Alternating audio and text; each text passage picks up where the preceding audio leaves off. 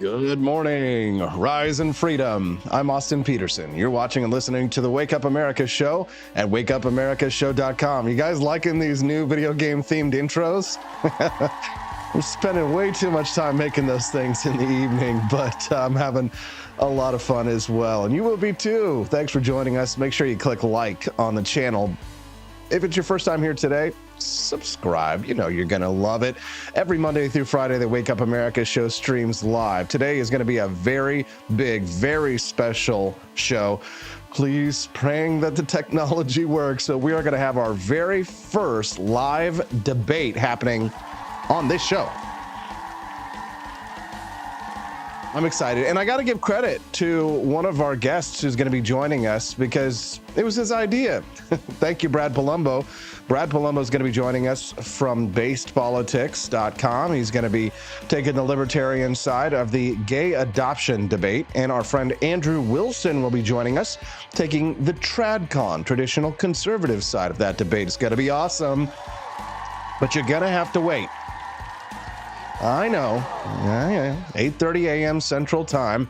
It's 7:02 now. So an hour and a half from now, we'll have our very first, what I hope will become a weekly event debate on the issues.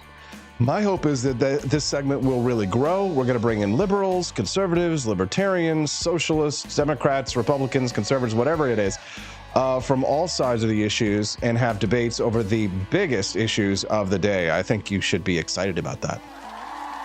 Good. I can make you be excited. I just hit the "you're excited" button. Thanks so much for joining us here today. Not only do we have an awesome debate lined up, but we've also got some more awesome guests. Remzo Martinez will be joining us this morning at 7:30 a.m. Central Time to talk about Javier Milei at Davos, knee deep in the dead. Javier Milei travels to Davos, and he's flying commercial. Yeah, not a private jet, right? Not some kind of like royal military plane or anything like that. The dude is flying commercial. You gotta love it. Make politicians fly commercial again. Javier Milei goes to Davos, and a little bit of a preview of his speech will play today, the issues that he'll be talking about and taking to that socialist den of vipers. We're going to hear from Remzo Martinez about that. The articles that I'm reading today are so damn good. The Wall Street Journal opinion piece that I'm reading about what's happening in Davos is this. It's called "The Humiliation of Davos Man." He isn't taking over the world. He's pleading with the world to trust him. Oh, so sad. We're going to hear from Remzo Martinez about that. We've got a lot to talk about. I've got a lot of clips per usual, so you will be as informed as possible by the time this 2 hours is up. And, you know, you'll also be entertained. I mean, this is a great way to start the day, isn't it? I see some of our friends out there have been enjoying their delicious Founding Flavors coffee today. I think our friend Liberty Shindig, he's the one who lost the bet that Ron DeSantis would win Iowa. He bought 4 boxes of the coffee, and I think maybe today is the first day that he is enjoying George Washington's Revolutionary Roast. He says it's delicious. Wait until you try the other ones. Bruv, you're going to love it, bro. It's going to be great. So make sure that you get yours today, too, at ap4libertyshop.com. At 8 o'clock this morning, we're going to hear from Judge Napolitano. Big brain time on Wednesdays. Gosh, we can't be excited enough about all the great stuff that's happening on the Wake Up America show. Don't you love it? Don't you like it? Well, then why haven't you clicked the like button yet? Come on, people. What's up? I see, 5 likes, and we got 101 people watching. 28 likes. Okay, that's actually pretty good. All right. How dare you, Austin? All right, so do me a favor, click the like if you haven't, and subscribe. Don't forget to, you can text the show at 573-319-1586. Judge Napolitano is going to talk to us about a couple of things. Apparently, Donald Trump is going to have his Twitter DMs read by prosecutors about the case against him by Jack Smith. It's like, oh, God. Yeah. Can you imagine? Going into a court case and they're asking you for your Twitter DMs. Can you imagine what Donald Trump's Twitter DMs must look like? I mean, aren't you curious to find out what they are? But no. It's wrong. No, we should not. Invasion of privacy. Anyways, we'll talk about that. You do give up a lot of privacy when you're in the government, but One listener messaged in and says, "Can you make the video game theme opening into posters? I will do that. Do that just for you." I'm typing for you. Would you prefer paper or an actual canvas? Good question. Yes. If you want, I will turn it into a canvas or a poster. If anybody wants those, I will be glad to make those. One listener texted in this morning at 573-319-1586 and said, "So there's a war going on all over the place. Our U.S. embassy just got attacked in Iraq, and the number one concern of the globalists at the World Economic Forum is controlling what you say. Clowns. Hear, hear. Amen." He says the WEF's top concern for the next 2 years is to police disinformation and misinformation global. I'm with you. I'm reading this article this morning, just came out on Zero Hedge.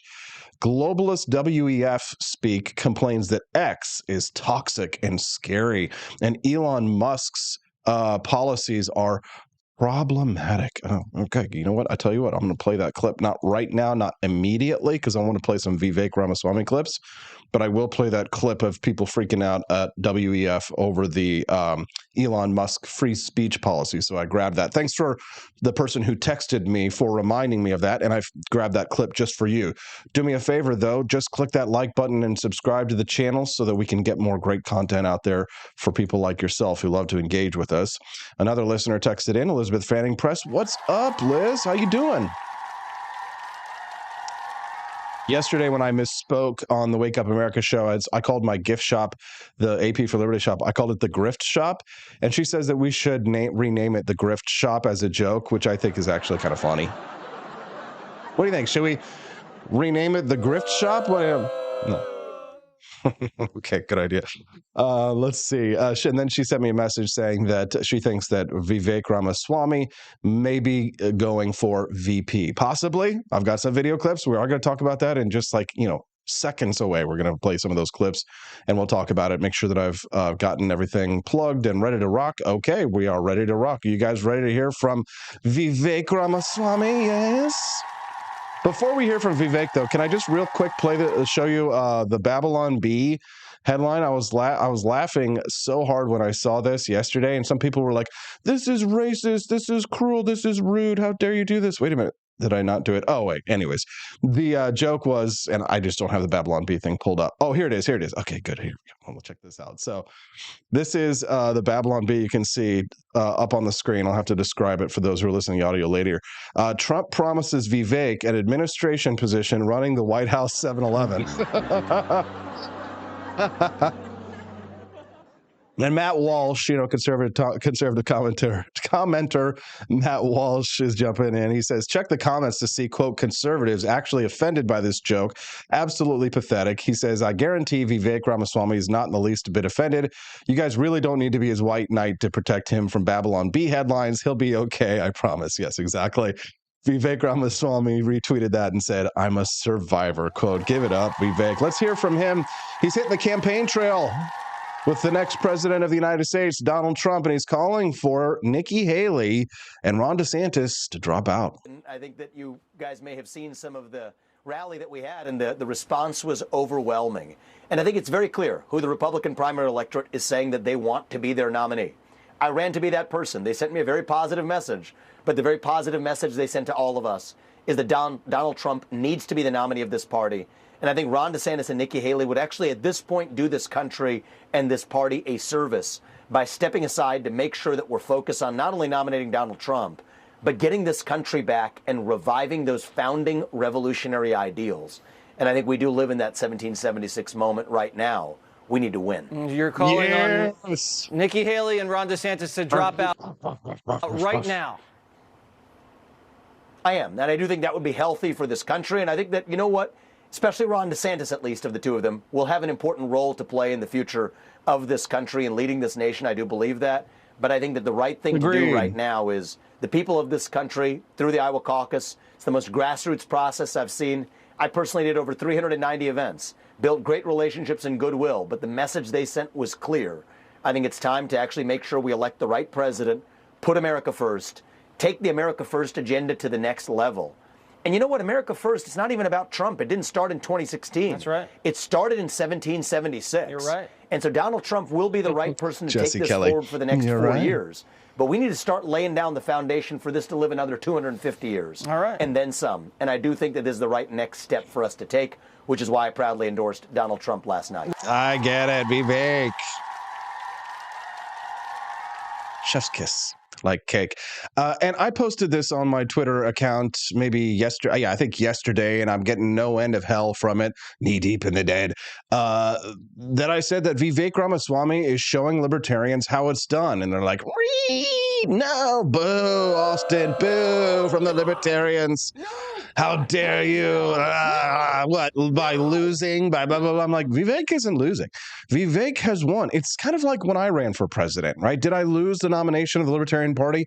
Sure. But did I win in other ways? Yeah. Well, I won in a lot of other ways. I mean, the relationships that you build, right? To be able, if I had not run for president and U.S. Senate and lost, do you think that this podcast even like, you know, as minimally successful as it is right now would be, even as minimally successful as it is right now, I'd just be another nobody, right? So Vivek actually advanced himself with his principles that he stood for, got the ideas and the message out there, and now here he is standing on stage with potentially the next president of the United States who's saying things like this. That is what American exceptionalism is all about. That is what we are going to revive to, yes, make America great again. Vote for this man right here in the New Hampshire primary. God bless you and your families, and may God bless our United States of America. Thank you, New Hampshire. It's good to see you guys. We're coming back and winning this in a landslide. We will not stop until we get this job done. Thank you all. God bless you and your families.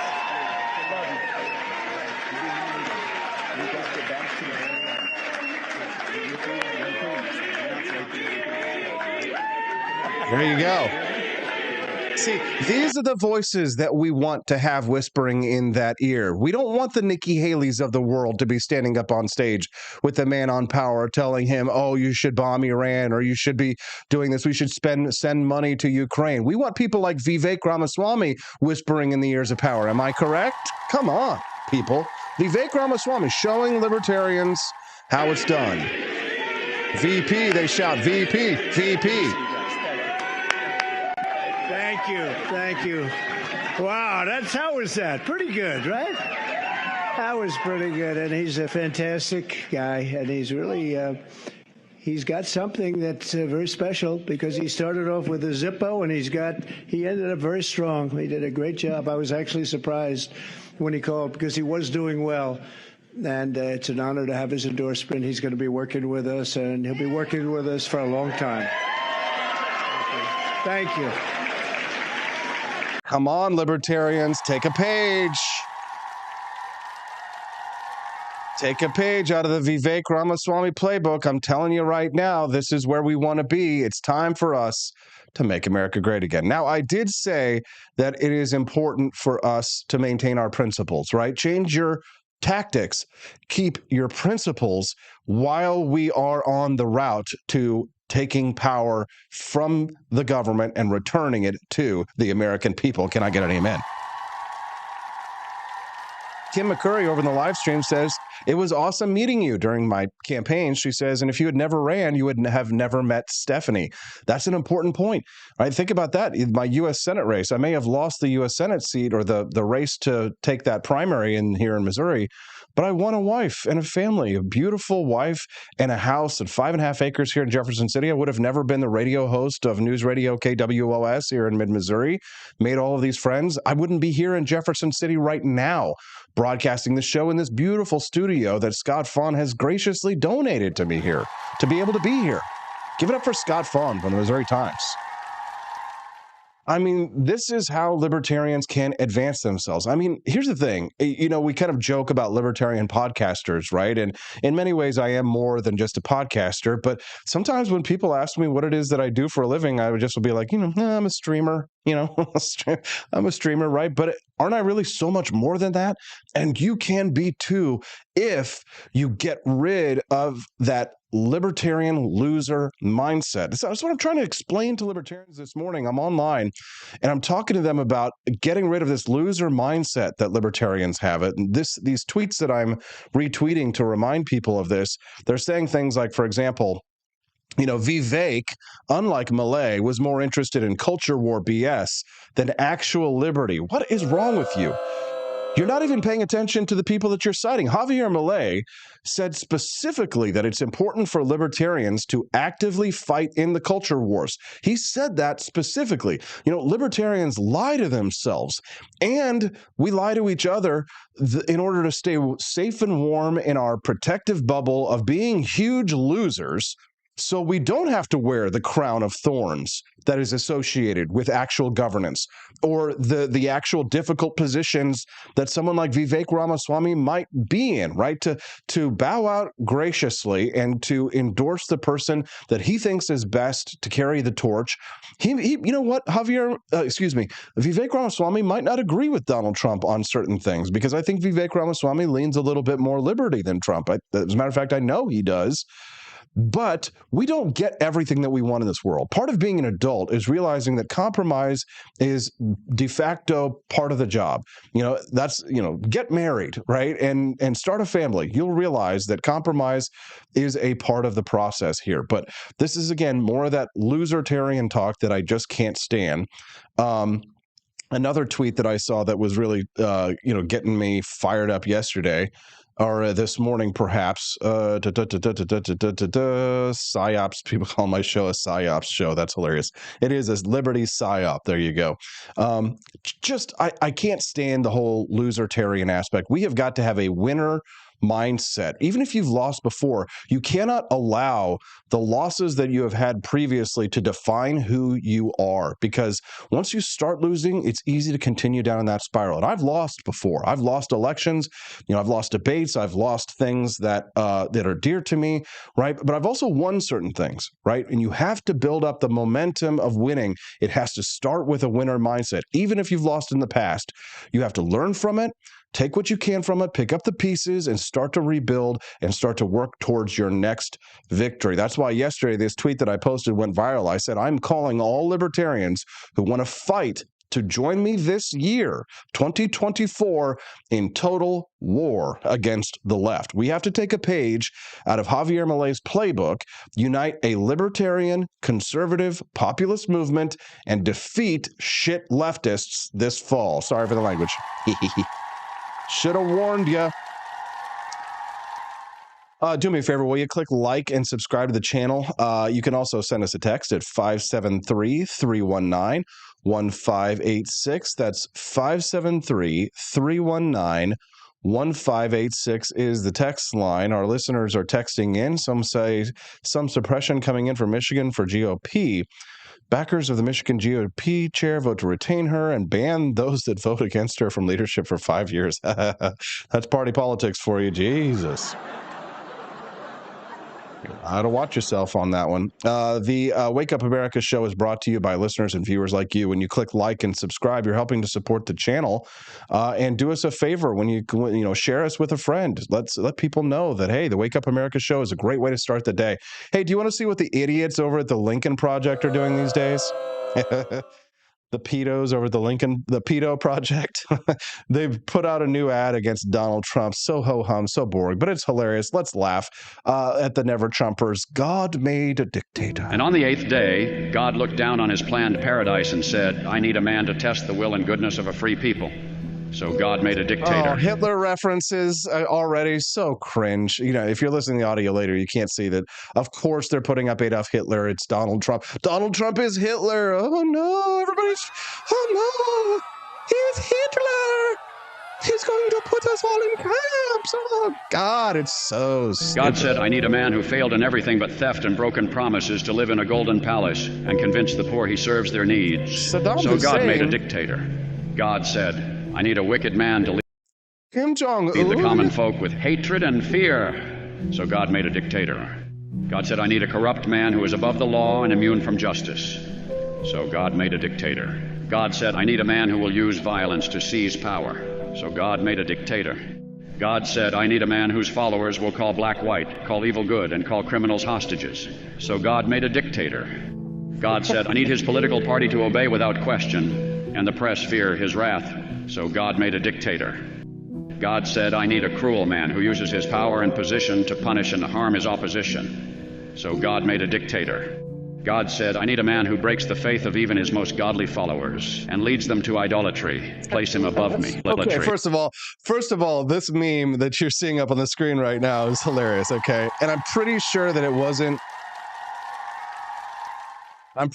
this wasn't a serious painting of Donald Trump on the cross as Jesus with the American flag draped around him to cover his gibbly bits, and Nancy Pelosi putting the spear in his side, and Melania like washing oil on his feet with a MAGA hat on the cross. I'm pretty sure that the person who made this as a joke meme, but the Lincoln Project is taking it seriously. Here's the thing. Even if it's some MAGA boomer did make this and made it seriously, I personally find this freaking hilarious. Place him above me. So God made a dictator. And then God said, I sent this man to test you, and until you cast him down, you have failed. So God made a dictator. Oh, God. Oh, God. Oh, God. That's so cringe. Oh, it's so cringe. God. How dare you? How dare you? Ugh, I need something to cleanse my palate after that. Let's hear from Javier Milei, who is getting ready to head to Davos, about what he's going to be talking about at Davos. We're going to hear from Remzo Martinez in just a few minutes about that. As usual, I will translate the Espanol. What is the purpose of the trip to Davos, he's asked. To plant the ideas of freedom in a forum that is contaminated by the socialist agenda 2030, which will only bring misery to the world. What will Wednesday's presentation be all about, senor? What is the theme of the speech? That freedom is the key to prosperity. What is the point of meeting Kristalina Georgieva of the IMF at the hearing you'll have on Wednesday? To continue the conversations by making very clear our convictions, to change course as set by the new government. Yeah, muchas gracias, Mr. President Javier Milei. What kind of assholery will be conducted at the World Economic Forum? Well, it'll be things like this. For a long time, I was on Twitter, and now it's become such a toxic place that I've concluded it's not a worthwhile place to spend time. And as you said, it is exhausting. So you do have to pick and choose, and you have to think about where the places where you can get your message across. But I am trying to figure out, I mean, I have given up on X, what a scary name that even is, right? And I don't know what the alternative is right now. So the question of the social media, I must say that I have abandoned Twitter too, so X, because it's a toxic environment, and we talk about, I have no solution on that, but I think one day it will come the moment of the code of conduct in these places, because journalists, if you spread crazy news and insults, and if you crazy news and insults like, oh, I don't know, that COVID-19 was a lab leak and not from a pangolin that kissed a turtle, perhaps. If you spread things that are very uncomfortable for us globalist leaders at Davos, then we've a serious code of conduct, yeah? But it's Donald Trump who's Adolf Hitler, not these guys. They're not Hitler. It's Donald Trump who's Hitler, not these people. Racist things. It can be amended. Exactly. Why social medias that have such big power, we still can, because it's new, but I think there will be a societal reflection on how information is brought there.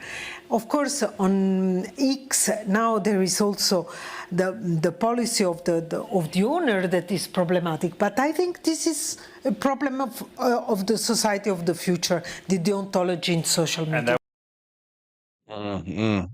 Interesting. You know, conservatives and libertarians used to dominate social media. Conservatives and libertarians used to be the top trends. Sorry, I keep hitting the music button there.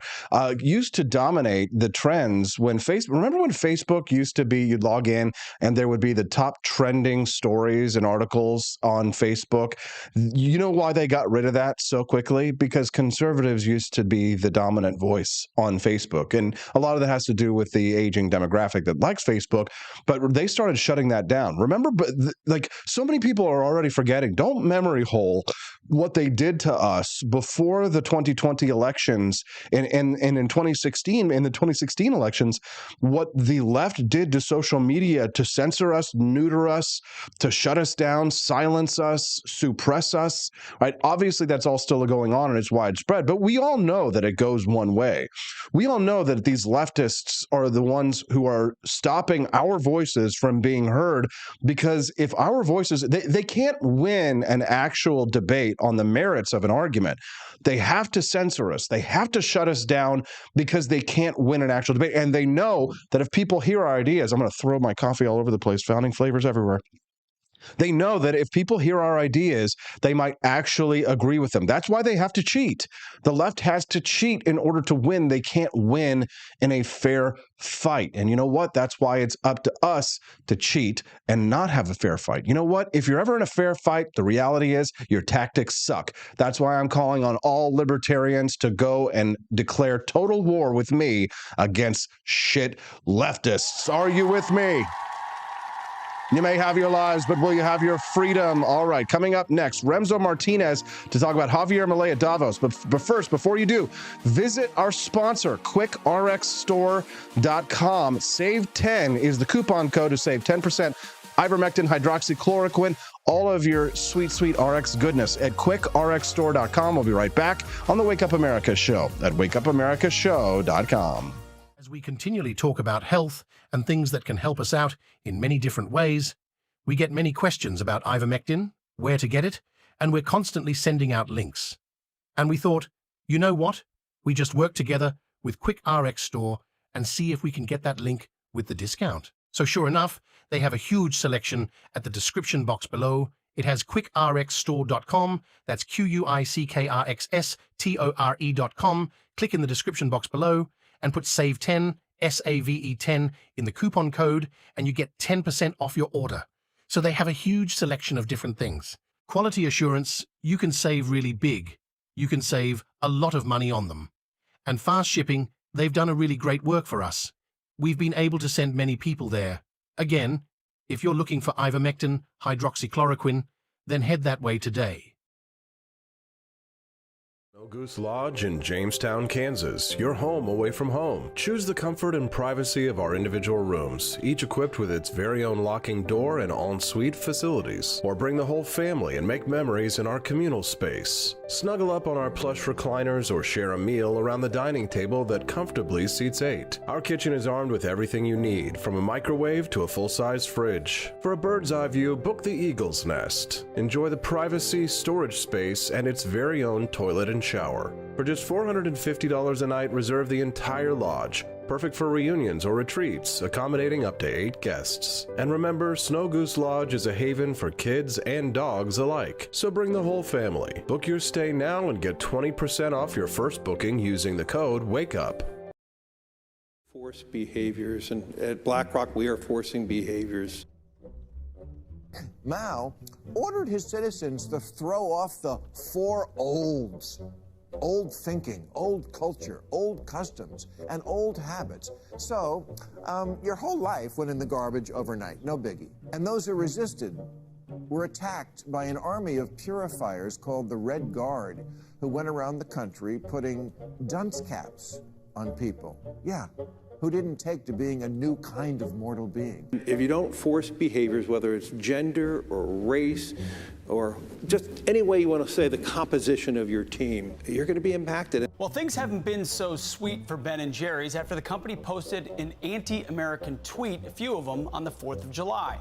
The ice cream makers declared the United States was founded on stolen indigenous land. Well, someone should tell Target that, because they're now selling swimsuits with tuckums in the women's section of the store.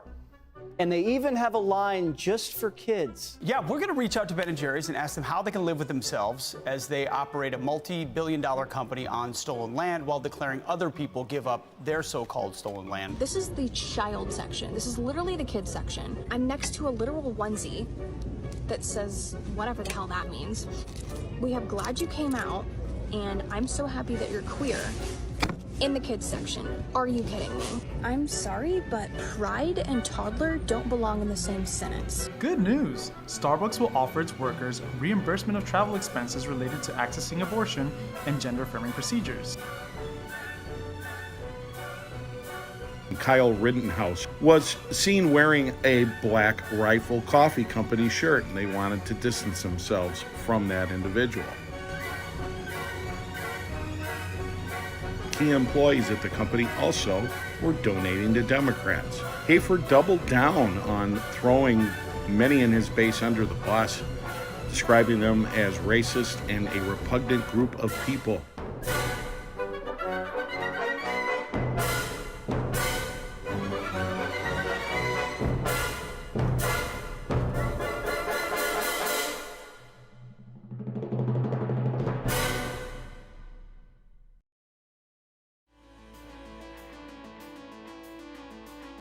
Good morning, rise in freedom. I'm Austin Peterson. You're watching and listening to the Wake Up America show at wakeupamericashow.com. How's everybody feeling? Good, good. Hundreds of people watching live. You love to see it. Do me a favor, click like. Let's get hundreds of likes on this stream. And if it's your first time watching, how about a subscribe? Click that sub, and then that way it's easy to find us. Of course, if you know the schedule, it's Monday through Friday, 7 to 9 a.m. Central Time. It's a 2-hour live talk show, Liberty Talk, economic freedom, personal liberty. That's what we're all about. Today's show is going to be extra special. Not only do we have awesome guests like my next one coming up, Remzo Martinez, will be joining us in just a moment, but today will be our very first live debate on the Wake Up America show. So you don't want to miss at 8:30 today when Brad Palumbo and Andrew Wilson face off today on the question of whether or not gays should be allowed to adopt. We've got a traditional conservative and a libertarian. It's going to be awesome. Make sure you stick around for that. So you don't want to miss a minute. Plus lots of surprises and announcements and things happening, especially this week. All right, Javier Milei goes to Davos. Oh no. And some people are freaking out over it. They knew it. He was in bed with the globalists the whole time. Okay, well, yeah, maybe that's part of a story for all of the weirdo, like Aspie libertarians like us. But there's a bigger story happening right now that I think we need to discuss. When I read this headline at the Wall Street Journal called "The Humiliation of Davos Man," and the subheading, "He isn't taking over the world, he's pleading with the world to trust him," I have my evil laugh. Makes me happy and excited. And not as happy as excited as I am when Remzo Martinez is on the show, and here he is live. What's up? How you doing, handsome? I'm doing better than Davos Man at this point. He begging, he pleading. Here's what they're saying. This is like the theme of the World Economic Forum's retreat in the Swiss Alps this year. It's called Rebuilding Trust. Take it away, Remzo. It's like if Bohemian Grove was like, maybe the owl is scaring people. Maybe we need to go ahead and put up a giant effigy of Steamboat Willie or something like that. For years, people said that Klaus Schwab looked like a James Bond villain. And it seems like he must have heard that because he really doubled down when it came to his outfits and his, German supervillain type of deal. This is the issue that I've always had with, these giant new world order type of schemes. A good friend of mine, Logan Albright, once said, the thing about conspiracies is that you actually need competent people willing to follow through with them. And then you need to make sure that everyone in the world is on the same page at the same time. And, I think about that sometimes. I'm like, while I do think that organizations like this are totally, absolutely in broad daylight trying to change our lives for the worse, in situations like this, even they're frustrated because you look at what those farmers are doing in what was it, in Finland or something like that, where they're throwing manure over the fence of their local towns, city councils and stuff like that. Like you need a compliant population, and it seems like the WEF is like, these people like their meats, they like their gas cars, their guns. Why won't they just own nothing, eat the bugs, and be chill about it. I mean, it's moments like this where I'm like, wow, maybe there is some hope for humanity. Maybe we're not completely doomed yet, because the supervillains are literally complaining that they're not getting away with enough at this point. So this is what the Wall Street Journal says. The real scandal of Davos isn't that it's taking over the world, it's that it's failing. The Davos agenda is controversial in some quarters, right? Decarbonization, gender equality, and the abolition of dire poverty, right? But far from being able to impose their agenda on a captive world, the Davos elites are wringing their hands as their dream slowly dies. I mean, there's a lot of doom scrollers out there, Remzo. Doom and gloom, World War III, the world is dying. But like, it feels like, and this is a good time for us to segue to Javier Milei, it feels like there is a populist revolt happening around the world. Geert Wilders, Javier Milei, the Prime Minister of Italy, maybe the re-election of Donald Trump? The once and future president. I thought the same thing about Jair Bolsonaro in Brazil. And I know a lot of people don't like him for many things, but he was one of my favorite world leaders at the time. And it was because, he was Teddy Roosevelt without the big company, the big business busting. And, instead of taking a bullet to the chest, he literally got stabbed in front of an entire rally and still won the presidency. And we saw what happened when he got elected. The whole world was saying that he was just basically Tropicana Trump, or, South American Hitler, all these things. As much as we look at movements, and for years I have said that the liberty movement is not really the liberty movement. The liberty movement is about liberty individuals who at some point say, I'm going to take things upon myself and I'm going to go ahead and pull the rest of you with me, whether you like it or not. Javier Milei came out of nowhere. I had no clue who he was until about a week before he became president.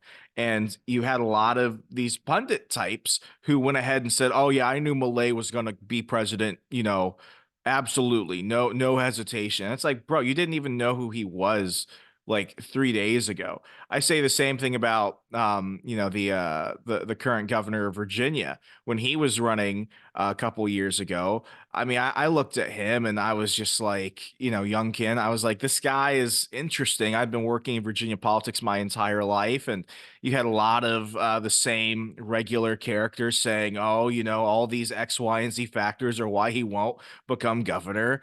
And the day after he wins, they're like, I had I had nothing holding back saying that Glenn Youngkin was gonna be governor. I knew it the entire time. It's like, shut up. You people ride the coattails of these people, and then as soon as they actually do all the hard work, you come in and take the success of them. And then for the folks that are always contrarian, they always find a reason to hate them. I look at your X feed, Austin, the amount of hate that Javier Milei gets because he has a hot wife, he plays soccer, the guitar, he's getting stuff done. Like, listen, folks, if you're not getting a hard on from what this guy is doing, I guess you're just not liberty enough, okay? That's Remzo Martinez joining us live on the show right now. If you're enjoying that content, click like and subscribe. The numbers continue to rise. I'm sure that's because Remzo is fun and funny. We're glad to have him here on the show. Remzo, Javier Milei, victory after victory, it looks like down there. He seems to be, accomplishing more than our wildest dreams. And then the video of him that I just saw this morning is him flying commercial to get to Davos. Make politicians fly commercial again. That should be our new rallying cry. He really is the real deal. He's legit. People are trying to smear him because he's going to the WEF or Davos, but the thing is like, it's just like Vivek Ramaswamy. What libertarians don't understand is that Vivek Ramaswamy is making liberty win. He's advancing his personal brand, yes, absolutely, but he's doing it advancing ideals that are very close to what we believe. It's like so many people are allergic to winning, or maybe it's just like, I mean, there is a word that I sometimes use as like conspiratard, right? At some point, like the conspiracy brain will make you retarded. Yeah, going back to Milei flying coach, did you ever see that I think it was Kurt Russell movie, Executive Decision? Yes, great film. Man, listen, I'm not saying I want everyone to fly jets. I do because global warming is a lie. But that scene where the senator is taken hostage and the whole plane is taken hostage, I'm like, if he wants to take one plane to Davos, that won't upset me. But that's neither here nor there. We have this idea that nothing can succeed without our involvement. And I see this specifically when I speak to American libertarians. I want to point out that like 10 years ago, there were Libertarian Party officials in the Russian government. So take that as you will. In Putin's Russia, in Dmitry Medyev's Russia, there were elected libertarians. There are elected libertarians. There have been in Australia and other countries. And then when we look at our record here, we only get that when somebody decides to commit political suicide and switch party affiliation. I think in the United States specifically, libertarians are just so accustomed to watching defeat after defeat that the idea that something can happen in other countries that aren't as awesome as ours is just, a slap in the face. And the way I see it is, the fight isn't about me. The fight isn't about you. The fight is for liberty for mankind. And if you have nothing good to say about this, just shut up, sit back, grab your popcorn and watch, because Milei is going to do it with or without your support. He was doing it before you even knew who he was. Now, obviously, Javier Milei is a great example for us to look to. But when I talk about Vivek Ramaswamy, I also get a lot of sniffs, a lot of noses in the air, right, from people who are like, he's not liberty enough. He's not good enough. He's not Javier Milei, et cetera. I mean, obviously, no one will ever be perfect. But Vivek Ramaswamy as VP, that would be a huge step in the right direction, at least according to me. What about you? Rand Paul got a lot of slack because he was golfing with Trump and he was, going to meetings with Trump, and they were like, Rand, what did you do? Now you're hanging out with Trump. You're defending Trump all the time. And my thing was like, I'm sorry, Rand was the Trump whisperer. How many good appointments did we get because Rand Paul was the person holding out, because Rand Paul was the person giving advice? How many wars did we not get into because Rand Paul was teaching Trump foreign policy? So my question was, it's like, if you have to be in a room where the big decisions are happening, would you rather somebody like that be there? Or would you rather, Trump have just surrounded himself with John Bolton the entire time? So, if you're not in the room where these decisions are made, you can't have any impact. And I have to remind myself that the same people saying this about Vivek Ramaswamy are the same people who said this about Rand Paul. They're the same people who said this about Ron Paul. They will always be there. But at the end of the day, these men know what they have to do, and they're getting it done. And if we can say one thing about Vivek Ramaswamy, is that he has ended the neocon class forever. Forever. I don't see it as he got 7% and Trump got like 50 whatever in Iowa. I see that America first, that liberty focused Americans won 57%. And I would even still give some to Ron DeSantis. I mean, I think that his grifter influencer campaign was run by absolute retards. But, Ron DeSantis, I think, should be president one day. I still really like him. It's just not now. I've been saying that for years. The worst thing you want. I think he just thought that he ran like an establishment style campaign, that it was going to be, like a Jeb Bush style campaign, that he'd sail to victory. But it was weird because in the beginning, he tried this whole X.com platform launch, which didn't work well for him. And then it was one stumble after another from there. But I mean, he never came and talked to people like us. He never came and talked to the podcasters, right? There was no access that was available to him. It was very remote, very removed.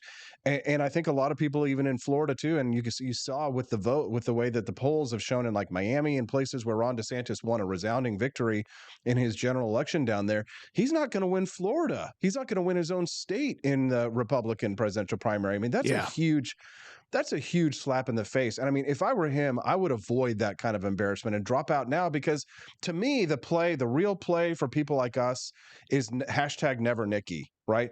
Before we can go out and fight Joe Biden, we have to stop Nikki Haley, right? Yeah, that's what's come down to. And I mean, if DeSantis, when you're getting your advice from Eric Erickson and the Christina Pushaw and the others, like you got to stop. Like, he wanted to have one foot in the anti-establishment camp, and then he had like a whole leg in the establishment camp, and it was like, dude, like, you were making really good decisions before this. What the hell happened? But yeah, I mean, it's got to be never Nikki at this point. It's like people really look at what's going on, and what's striking is, I still see certain people within our ecosphere who are still like, well, I don't have a dog in this race. I'm not voting for anybody. And I'm like, listen, man, I'm not saying like the world is going to end, but like, remember $15 eggs like a year ago? Remember that horrible withdrawal of Afghanistan? You look at what the Biden administration has run through America, and it's like a Jerry Springer episode on crack. Like, we're not even in House of Cards territory. Like, there's a literal crackhead in the White House. We have a man of dementia who's being carted around. Like, you don't see a difference between him and Trump, because here's what I remember. I remember no wars. I remember cheap gas. I remember jobs. I remember a Big Mac costing $1.50 less. Like, come on. Was he perfect? Absolutely not. And people get offended when I say he was the most libertarian president of my lifetime. I'm not saying he's libertarian. I'm not even saying that, he likes us. But man, we had a seat at the table. Things were getting done. If you turned off the TV and you looked around, things were pretty awesome for a little bit. And I want that back. Yeah. Same, completely agree. I'm with Remzo Martinez here. What about you? If so, click that like button and subscribe to the channel. You're watching and listening to the Wake Up America show right now. 225 people watching live. We're glad to have you here. I know many of you are probably tuning in for the first time, and you're probably enjoying the content. So clicking that subscribe button, it makes it easier for you to find us. But if you've got a good memory, don't forget, every Monday through Friday, we are live 7 to 9 a.m. Central Time. Please adjust for your own time zone and come back and join us. Drop a comment, a like, and a subscribe to help support the ideas that Remzo Martinez and I believe in, which is economic freedom and personal liberty. Look, it's Liz says, I like Remzo a lot. We're getting lots of praise for our buddy Remzo today. Good. So I guess one last line of questioning here. What should we learn? What do we have to learn from Vivek Ramaswamy or Javier Milei? What are the lessons here for people, Remzo, to learn from these two gentlemen? Well, first things first, have you ever heard Milei sing hard rock? No. Dude, you got to go YouTube that stuff Really? immediately. That is hardcore. They are pop culture figures, much in the way that Trump was. Vivek knew how to communicate with people. People were making fun of Jake Paul for going on the campaign trail with Ramaswamy. I thought that was smart. In terms of actually getting young people, in terms of understanding the culture, one, it helped that he was not 85 years old, but he understood he had to be charming. I mean, he would go out on the campaign trail and he would play piano for people. He would rap Eminem. Like, he's a pop culture person. He speaks the language of regular people. Whether he is or not is a completely different thing. That's neither here nor there, but he could do that. Milei was a soccer star. He was in a rock band. Austin, I'm telling you, it's going to be your ringtone by the end of the day. Okay, go ahead and do Javier Milei rock band. I found it. Okay. Okay. Yeah. So go ahead. So, I mean, they were part of the culture. They had, a personality developed over time. And that way, when he became the Austrian economist type of person, then people are willing to listen to him. It's kind of like a Joe Rogan effect. You go in for one thing, next thing you know, you come out with all this other awesome information that you didn't know what you were getting. So I think that, engaging in the culture, and when I say that, I'm not saying, go into a culture war where you're trying to cancel MLK Day on MLK Day, the same day as the Iowa caucus, as some people were. Like, that's how you're going to get people back. That's where DeSantis failed. That's where a lot of people failed. The ideas of liberty are enticing. People want to hear them. They don't hear it enough. If you can speak to them on their level in some way, if you have achievements that are outside of just the political realm, that's how you're going to make movements, make friends, and get shit done.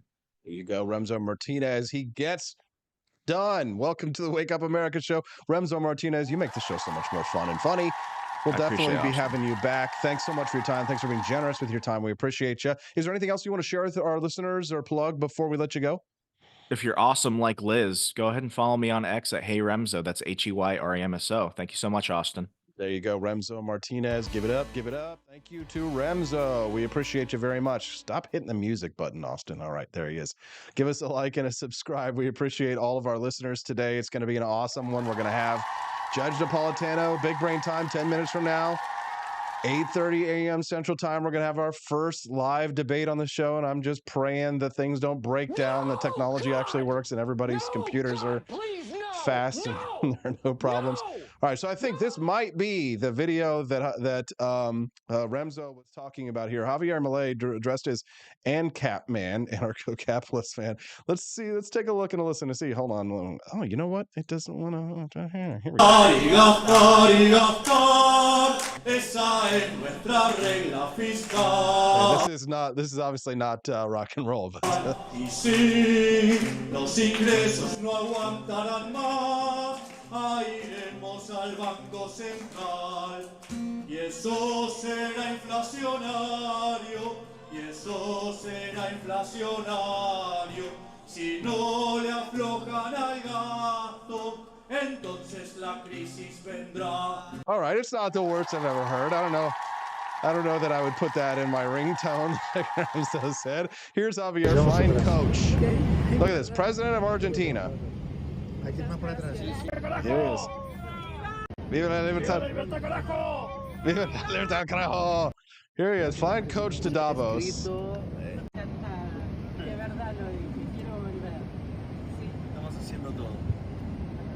Ahí tenés uno que labura mucho para eso.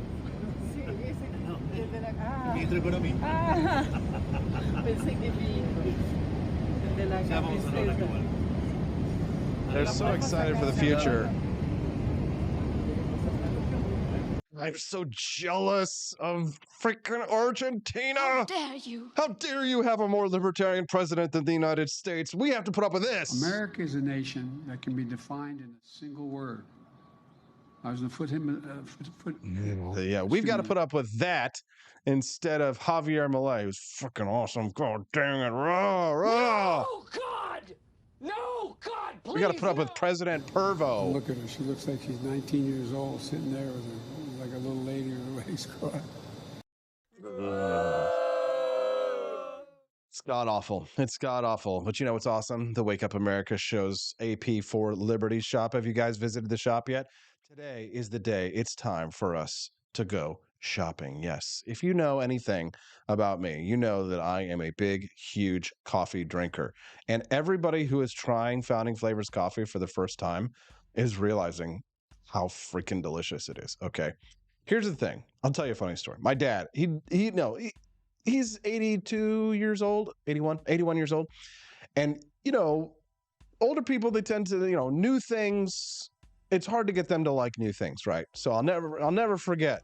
A couple of months ago, he comes over to my house. Maybe it was Thanksgiving, and he's there, and he's like, I'll take a cup of that coffee. He goes, he takes a sip of it, right? And anytime you taste anything new, it might be a little weird to you. So he takes a sip, and I've seen my dad do this so many times. He takes a sip of the coffee, and he goes, oh, he didn't like it. Like, okay, he doesn't like the coffee. All right. First time I'd ever seen anybody say they didn't like my coffee. So, I'm laughing. I'm like, all right, Dad. All right, so I'm looking for like some of the other brands that I can hopefully he'll be more familiar with or whatever. But I kind of forgot to go and try and make him a different coffee. I come back and he starts sipping on it. He goes, you know what, Austin? That's pretty dang good. Yeah. Now my dad drinks Founding Flavors coffee. He loves it, and he does not go for new stuff. So listen, I know it's hard for people to switch brands, especially when you've already got one that you like. Coffee is one of those things that's very personal. Everybody has their own different flavor that they like, right? Or they, decaf or what have you. But if you haven't tried Founding Flavors coffee yet, today's the chance to do it. Hit me up over at ap4libertyshop.com. Get a bundle of them, and you will save 2, 5, 10% based on how many boxes you buy. Try them all. And here's the thing. If there are any one of those that you just don't like, and you're just like, you know what, Austin, this is not for me, if you send it back to me, I will refund your money. Okay? So you take no risk at all, only the risk that you might get addicted to a new brand. But the cool thing is that not only are you getting amazing, delicious coffee, you can also get it delivered to your front door like so many people do. 2 weeks, 1 month, 2 months, 3 months, which, by the way, Joni Rankin hit me up yesterday and was like, hey, I want to get my coffee delivered a little more often. Hell yes, Joni. We wrote you back, Joni. So check your email inbox because Stephanie was asking about how exactly we want to tweak your order. So make sure you let us know about how you'd like to have your coffee delivered exactly every 2 weeks. There's just one little thing. We want to make sure we get your order right. But Founding Flavors coffee can be not only be delivered to your front door, but it can be given to you. If you do not like it, you can send it back to me and I will refund your money. So it's no obligation, no risk to you. Other than you might love it so much. But here's the thing: not only are you getting delicious coffee, but especially if you're buying it on a monthly basis on our monthly plan, you're supporting the Wake Up America show. So if you're a monthly coffee subscriber, you're also eligible for our 20% discount at the shop. The 20% discount applies to everything but the coffee because we have, I know, don't be disappointed, but we'd get a lot of items for 20% off, a lot of awesome items, which is basically at cost for us. So if you're a monthly coffee subscriber, you get that 20% discount and you're helping to support the show. So you're getting delicious coffee, you're supporting the show, and it's a win-win-win all around. So check it out. AP4, AP4Liberty. Shop.com. Thank you so much to everyone who's already been buying the coffee and enjoying it and supporting the channel. We're very grateful for you. Judge Andrew Napolitano's next.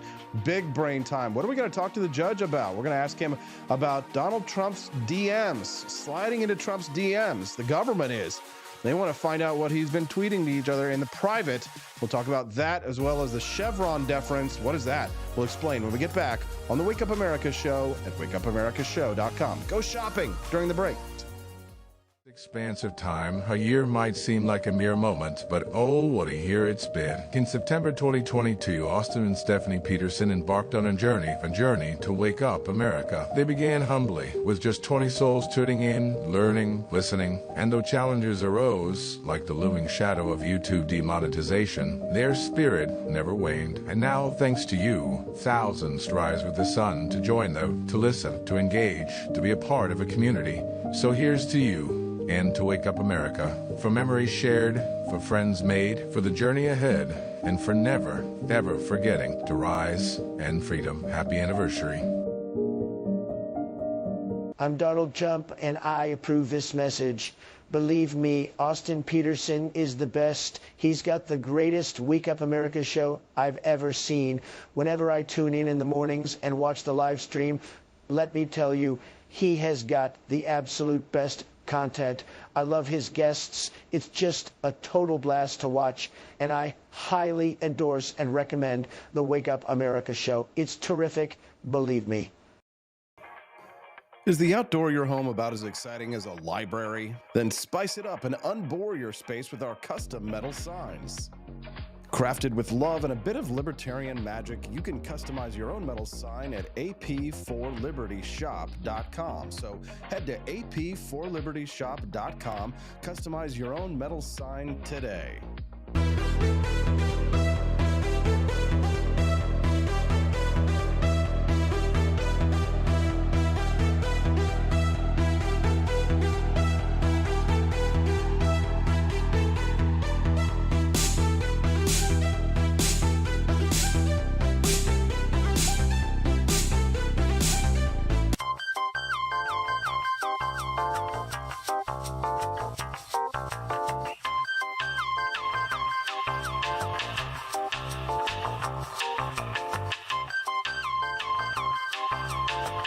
Welcome to a world of vocal discovery at Peterson Voice Studio.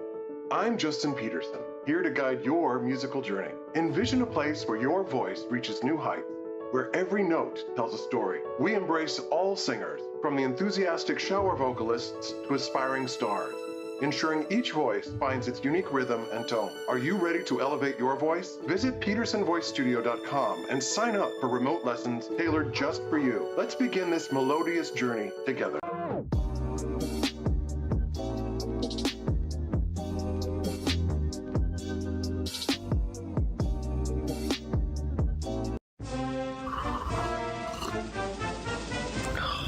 Tired of spending your hard-earned money on woke corporations that don't share your pro-freedom values? Fed up with sipping liberal lattes and progressive cappuccinos? Introducing Founding Flavors from AP4Liberty Shop. Get your day started with Washington's Revolutionary Roast. As robust and principled as the man himself, this blend is the shot of energy heard round the world. Or maybe you want to taste the fervor of freedom with Adams's Patriotic Perk. It's as dynamic and balanced as the U.S. Constitution, sure to awaken your spirit of liberty. For the aficionados, we've got the Jeffersonian Java, a complex mix of flavors that speaks volumes about your refined tastes. And don't forget Betsy's Liberty Lullaby, our decaf option, crafted with the same care and dedication Betsy Ross put into our Star-Spangled Banner. This blend lets you enjoy the taste of freedom anytime without losing sleep. No woke beans here, folks. Just pure, patriotic, pro-freedom flavors brewed with love for liberty. So why compromise your principles for a cup of coffee? Stand up for your values, perk up your patriotism, and start your day the American way. Get your founding flavors at apforlibertyshop.com.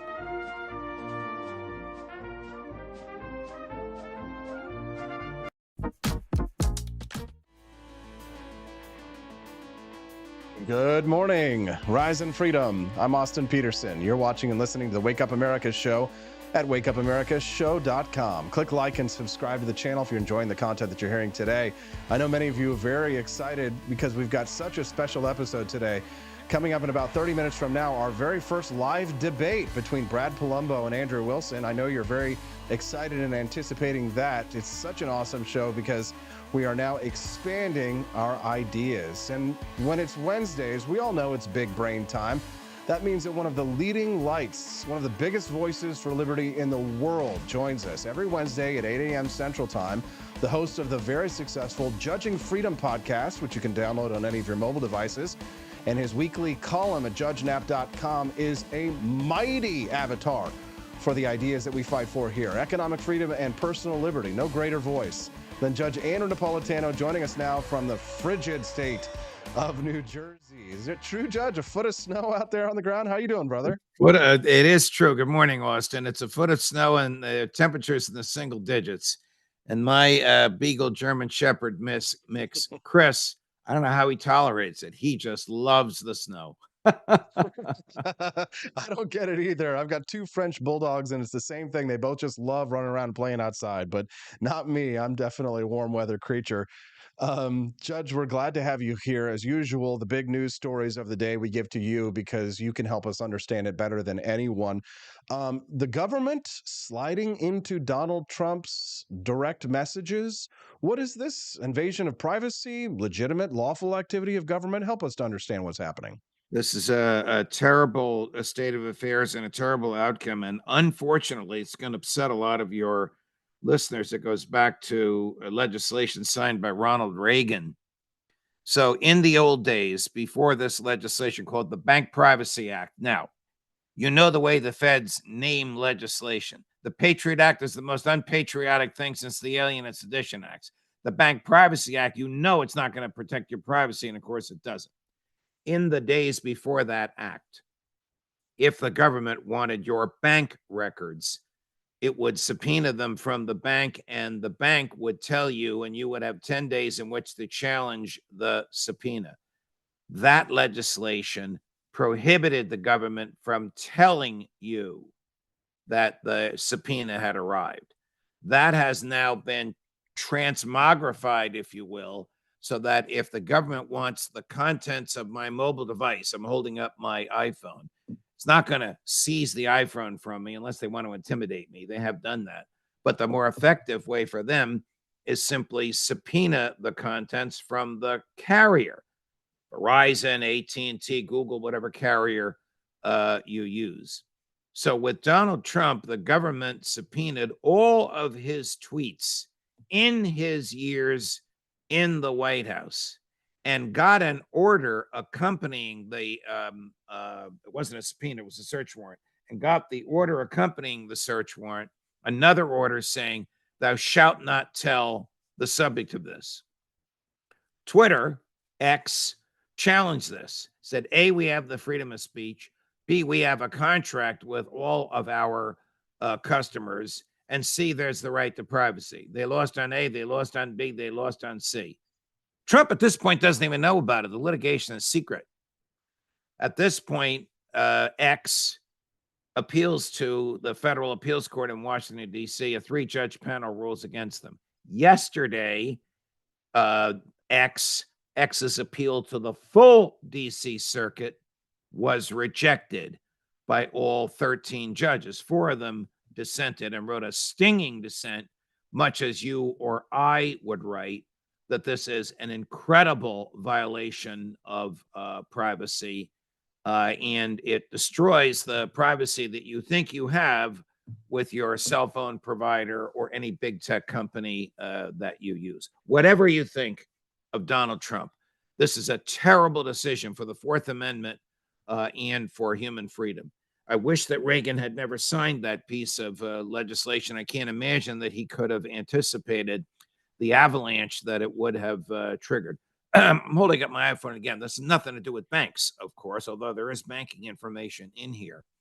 But the language in it and the statute and the values underlying the statute have allowed the courts to allow the feds to expand their scope and seize anything they want from a third-party carrier, telecom, internet service provider, without telling you. So that's where we are this morning. So what they justify doing to Donald Trump because it's Donald Trump, they can do to any of us. Absolutely. They can do to any of us. And there is some language in there about, wait a minute, this guy was president of the United States at the time. Court didn't care because he's no longer the president. But it doesn't matter if he's president of the United States. He's a person under the Fourth Amendment, entitled to the right to privacy.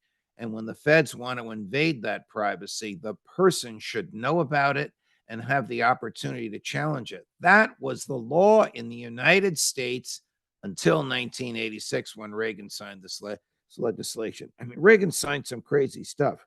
He signed 12333, which is one of the worst executive orders since FDR incarcerated Japanese Americans. 12333. They're numbered. This is 12,333 of all the executive orders that presidents have signed. There's language in there that the CIA and the NSA interpret to mean the Fourth Amendment doesn't apply to them and they can spy on anybody. Trump said to me, what should I do when I get in the White House? I said, repeal 12333. So what the hell is that? Well, I explained it to him. This is 8 years ago when he was just getting in the White House. It's still there. You know, he got a lot of bad advice when he was in his first administration, Judge. He surrounded himself with all of the wrong people. I mean, one has to hope that he would learn his lessons, but, you know, politically on the front, he hasn't said that he wouldn't nominate Nikki Haley as his vice presidential candidate, which is, to me, the most disastrous thing that he could do. But, you know, he's not like us, right? He's not an ideologue. He just wants to win. And unfortunately, he can't see the threats that are coming at him from his back. But here's the question, Judge. I mean, absent perhaps yourself or Rand Paul, who could Donald Trump nominate that would actually watch his back and actually protect him from things like that? I mean, you seem to be one of the only people who ever gave him any good advice. One, nominate Neil Gorsuch to the Supreme Court, which thank God he listened to. Two, get rid of this executive order, which would have protected him from this at this point. But I mean, it's highly likely he'll become the president of the United States again this fall, Judge. He's already ran through an army of people who have any experience in government. I don't know who the second or third string benchers are that could possibly come up if they have any competency to, that could actually offer him that kind of advice. Who could he build in a cabinet that would actually offer him that kind of advice? Again, absent yourself or Rand Paul. I really don't know. You know, he has some very good instincts, and then they're often negated by the people around him. But look, Austin, I might be giving this interview to you from my chambers in the Supreme Court of the United States if he had not listened to the people around him. Oh, Judge, I couldn't resist saying that. He interviewed me for it twice. Judge, we should not be laughing about this. I want to be crying about that. Then we could have said that the most libertarian Supreme Court judge would be Judge Andrew Napolitano at that point. God, and our country would be a much better place. I mean, Amy Coney Barrett and the other Supreme Court justices other than Gorsuch really were not of our ilk. I didn't even really feel like they were that close to Scalia, to be honest. But anyways, that's neither here nor there. We're going to get another chance, Judge. We're going to see what happens if Donald Trump wins. I think if the election were held today, he would win.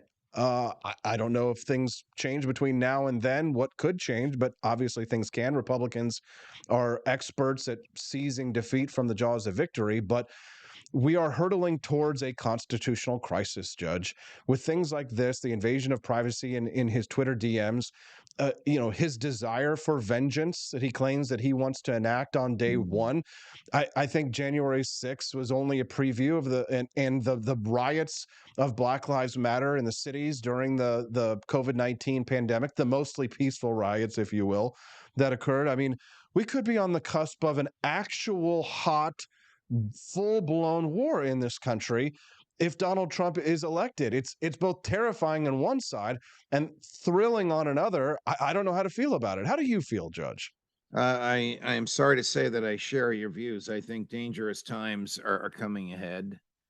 I've said before on your show and elsewhere that I don't think the federal government lasts much longer. That's not necessarily a bad thing at all. I just hope that, like the old Soviet Union, it collapses of its own weight peacefully rather than violently. But it is clear that there are forces in the country on the left and on the right that don't care about natural rights, don't care about the primacy of the individual. The concept that the majority rules is acceptable until the majority starts interfering with your natural rights, among which is the right to privacy, the right to be left alone, amongst many other rights, of course. Well, it's interesting. One of Trump's defenses in all of his criminal cases, except for the Mar-a-Lago documents case, which in my view is the most serious one for him to be concerned about. One of his defenses is First Amendment, freedom of speech. He can say what he wants. I mean, for Fox, when I was still there, I analyzed that speech he gave on January 6th. Every clause in there is protected by the First Amendment. Every single clause is protected by the First Amendment, as is much of what happened on January 6th. Not the destruction and not the trespass and not the harming the police and all that, but the showing up there. There are people that were arrested for showing up and cheering the crowds on. The First Amendment protects your right to do that. Unless the government doesn't care about the Bill of Rights. And that's what we have today. And it doesn't matter if the government is a Republican or a Democrat. If he is interested, now I'm going to talk about the other side of Donald Trump. If he is interested in using the Justice Department for vengeance, that is extremely dangerous, and will provoke an equal and opposite reaction from the people against whom he is seeking vengeance. It seems as if that happens, that would be the equal and opposite reaction to what they're already doing to him right now. But Judge, I'd like to talk about the possibility, if you were on the Supreme Court, of how you would have ruled on this next case, which my Senator Eric Schmidt brought to my attention this morning when he talked about the Chevron deference, something that not many people are talking about. We've mentioned it before on this show, but it has massive implications for people who care about limited government. Before we get there, I just want to remind all of our hundreds and hundreds of people watching, good morning, that I'm Austin Peterson, and I'm speaking to Judge Andrew Napolitano this morning on the Wake Up America show about life, liberty, and the pursuit of happiness. And if you're enjoying that content, I'd love it if you'd click like and subscribe to the channel. We'd be very grateful to have you come back and join us. The judge joins us every Wednesday at 8 a.m. Central Time. We call this big brain time when we get into the real nitty-gritty of what's happening in international and national politics, and we truly respect the judge's opinions on questions like the next one. The Chevron deference, what is it? How could it potentially overturn a massive amount of federal government power, Judge? So we'll go back to Woodrow Wilson and his creation of the administrative state, the idea of a government by experts in fields of expertise beyond Congress's competence. An example is the Food and Drug Administration. So that's the facade. The reality is Congress wants to control our lives, but it doesn't want to take the blame So instead of voting on regulations, like some bureaucrat has to approve aspirin before it can be sold, it gives that authority to bureaucrats, uncheckable, unanswerable bureaucrats. So the administrative state, whether it's FDA or EPA, any one of the three-lettered non-law enforcement entities, they can write their own rules, enforce their own rules, interpret their own rules, and punish the violation of their own rules, all within house. When this happened to Chevron oil in the 80s, the issue was how many parts per billion could a certain pollutant be in the atmosphere. Chevron challenged the science behind the rule. And the Supreme Court said, we will not accept challenges to the science behind the rule. We will defer to administrative agencies when it comes to their technical field, whether it's the EPA and it's the parts per billion in the environment, or whether it's the FDA and it's the parts per billion in aspirin. I'll continue with my analogy on aspirin, because they know more about this than we do. So we will assume the science and the rule is correct. Our only construction in the court is, does it violate any other part of the Constitution? That deference is called Chevron deference. And since 1984, whenever anyone victimized by a federal administrative agency has challenged what the agency did, Chevron deference has prevented the challenge from reaching into the reasons behind the rule. Now comes the craziest case you can think of. And the rule is the number of fish you can take from the sea. So how does the government know how many fish you can take from the sea? It puts a federal agent on your boat against your will. You're a commercial fisherman, a lobsterman in Maine, and the federal agent counts the lobsters. And then the feds send you a bill for the salary of the federal agent on your boat. So the lobstermen in Maine have challenged this. Who is the government to tell us how many fish to take? How can the government put a person on my property against my will and make me pay for it? It's like putting somebody in jail before they're charged and before they're convicted and charging them for the salary of the jailer. That's the case that's before the Supreme Court today. And the lobstermen also said, we actually help the environment by removing excess lobsters from the sea. That's the scientific challenge that the Supreme Court will address. If they stick with Chevron deference, and I really don't think they will, the lobstermen lose. If they remove Chevron deference, it goes back to a trial over whether or not the rule makes any sense. The leading academic in the country against Chevron deference is the aforestated Justice Neil Gorsuch, who has been writing against this for the past 30 years. I think this is a 6-3 invalidation of Chevron deference. Now, without Chevron deference, the whole administrative state in the United States is denuded, if you will, of much of their firepower, because then they have to prove in court that their rules make sense. I hope that makes sense. That's quite exciting. I mean, we're talking about a massive deregulation of federal power. This would have enormous consequences here in the United States. Not quite a revolution, but I mean, a massive change. Yes, it would. Yes, it would. So when I'm on the bench and a lawyer for the plaintiff and a lawyer for the defendant come in the courtroom, they're equal. The plaintiff has to prove his case, but the lawyers are equal. But if a lawyer for the EPA came into my courtroom and a lawyer for Chevron came into my courtroom, under Chevron deference, they're not equal. I have to give the benefit of the doubt to the arguments of the EPA. I mean, that is the opposite of what it should be. Think of what the EPA is. It's government. And what is government? Government is the negation of liberty. And what is liberty? Liberty is our natural birthright. So instead of the government getting the benefit of the doubt, it should get the opposite of the benefit of the doubt. It should have to prove its case at every point, at every turn, and every possible doubt should be construed against it. This is why we love Judge Napolitano. That's what we're all about on this show. Amen. Amen. There should not be a balance between liberty and security. The favor should be on the side of liberty. I learned that from you, Judge, reading your wonderful books. One last question, Judge, here for you on this. Ships sailing through the Strait of Hormuz, ships that are trying to engage in international free trade, which we believe in, have been attacked by Houthi rebels from Yemen, firing not only on merchant shipping, but on American military vessels.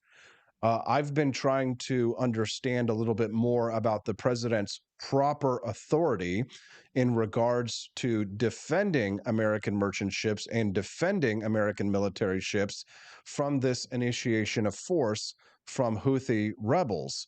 There is a War Powers Act which governs how the president is allowed to respond underneath this kind of a scenario. You've detailed it in your newest column, which is appearing at judgenap.com tomorrow.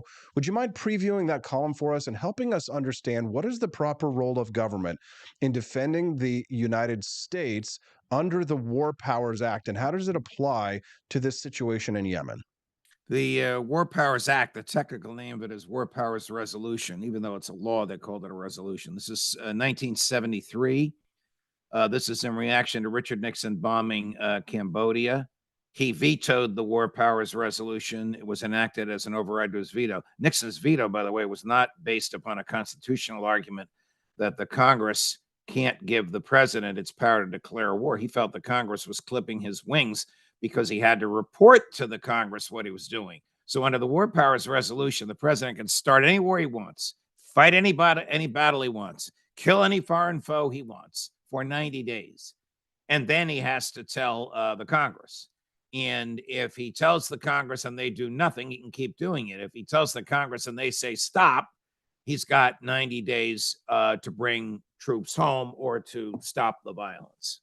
That, in theory, is the War Powers Resolution. It is profoundly unconstitutional because it is shifting constitutional authority from the Congress, only Congress can declare war, to the president. If he can start a battle for 90 days and extend it for another 90 days, he's declaring war. Madison himself said if the president could both declare war and wage war, he's not a president, he's a prince. That's the background here. What modern presidents have done is instead of informing Congress publicly, they have informed it privately. And instead of informing Congress, they have informed the Congress within a Congress. Did you know there's a Congress within a Congress? You know that because you and I have talked about it and because you're smart and you know these things. The Gang of Eight, which is the Republican and Democratic leaders of each House's Intelligence Committee and of each House. So Chuck Schumer, Mitch McConnell, Hakeem Jeffries, Mike Johnson, plus whoever the chair and ranking members are of the House and Senate Intelligence committees form the Gang of Eight. When the CIA or somebody from the White House comes to tell them something in a SCIF, a secure government facility, they can't reveal what they heard. So they can't tell their constituents who elected them. They can't tell the press, who under the First Amendment are the eyes and ears of the public. They can't even tell the other members of Congress who theoretically selected them to these positions.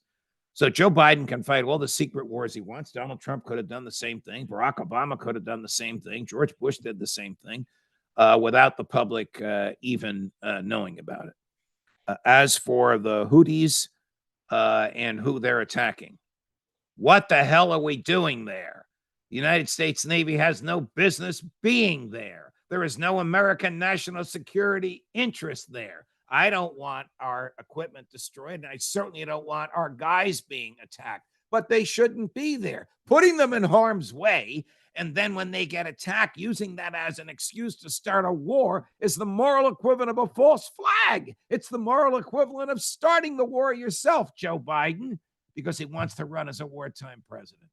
So Joe Biden, on one hand, is saying, oh, BB, don't drop 2,000-pound bombs. Drop 200-pound bombs. Don't destroy the whole neighborhood. Just destroy one side of the street. This is ridiculous. At the same time, he's expanding the war by attacking Lebanon, a fellow member of the UN, in violation of the UN Charter, which both Lebanon and the United States have signed. Judge, I've got about... You can't make this up. Judge, I've got about a minute left, but I want to give you an opportunity to share with us who's going to be on your amazing Judging Freedom show, which is a huge hit online. Please let us know who you'll be talking to for your next episode. Well, yesterday or Monday, I thought this would be a good change of pace. I had on our former colleague, Bill O'Reilly. Oh, my God, did I get clobbered by my own fans? I mean, you would have thought that I put Vladimir Zelensky on. Oh, man, did they beat me up. Judge, this is your last chance. One more like this, and we're leaving you. And I forgot how cantankerous he was. It's fun to watch. We went at it for with each other for about 25 minutes, like we used to do for 5-minute segments back on his show when you and I were both at Fox. He's as poorly read and misguided today as he was then. but it was a lot of fun. He enjoyed it. He texted me afterwards, said he wanted to come back. I think people watched it because they wanted to see, what he's like. They love to see debates between great minds like that, Judge. And I now I've got to go back and I've got to see that. Judge, is there anything else later this week? I had Douglas McGregor on yesterday. I have Scott Ritter, Jeffrey Sachs, and the fearless Max Blumenthal. They'll all be on tomorrow. On the Judging Freedom podcast. You can find him on YouTube or on any of your mobile devices. The great Judge Napolitano joining us every Wednesday. Thank you very much, Judge. Keep up the freedom fighting. We appreciate you. God bless you, Austin. All the best. Until next Wednesday. And you as well. Stay warm, Judge. That's Judge Napolitano. Give him a round of applause. Send us a text at 573-319-1586. All right, are you guys ready? Speaking of great minds debating, Andrew Wilson, Brad Palumbo debating the question of whether or not gays should be able to adopt in this country. It's going to be great. Don't go away. We'll be right back on the Wake Up America show at wakeupAmericaShow.com.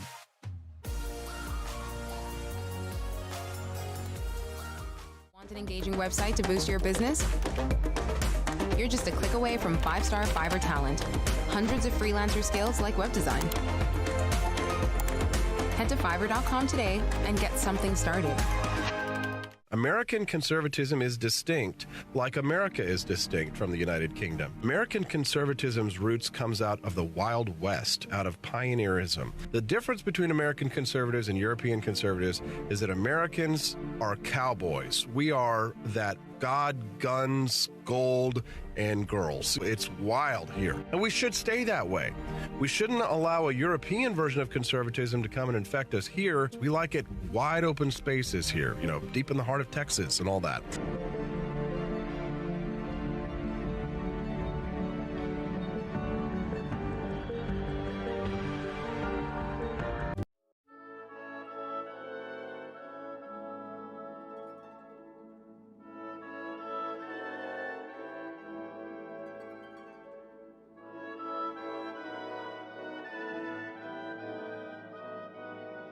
Hey there, it's your favorite Vice President Joe Biden. I wanted to talk to you today about the Wake Up America show, the best source for all your political news and commentary.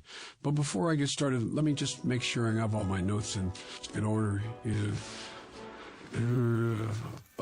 Okay, where was I? All right, the Wake Up America show. It's a great way to stay informed and make your voice heard. Boy, what was I saying again? Oh, right. The Wake Up America show. It's important that we all stay engaged and knowledgeable about what's going on in our country and, the thing. But hold on, where was I going with all this? Oh, yeah. The Wake Up America show. It's a fantastic resource. And if you really want to make a difference, man, you can sign up to be a monthly donor at wakeupAmericaShow.com/support. Now, where was I? Oh, that's right, the Wake Up America show. So if you want to stay woke and support a great cause, head on over to wakeupAmericaShow.com/support and sign up to be a monthly donor today. And if you're feeling generous, you can even give a donation in my name. Thanks for listening and keep on keeping on, America. Come on, man.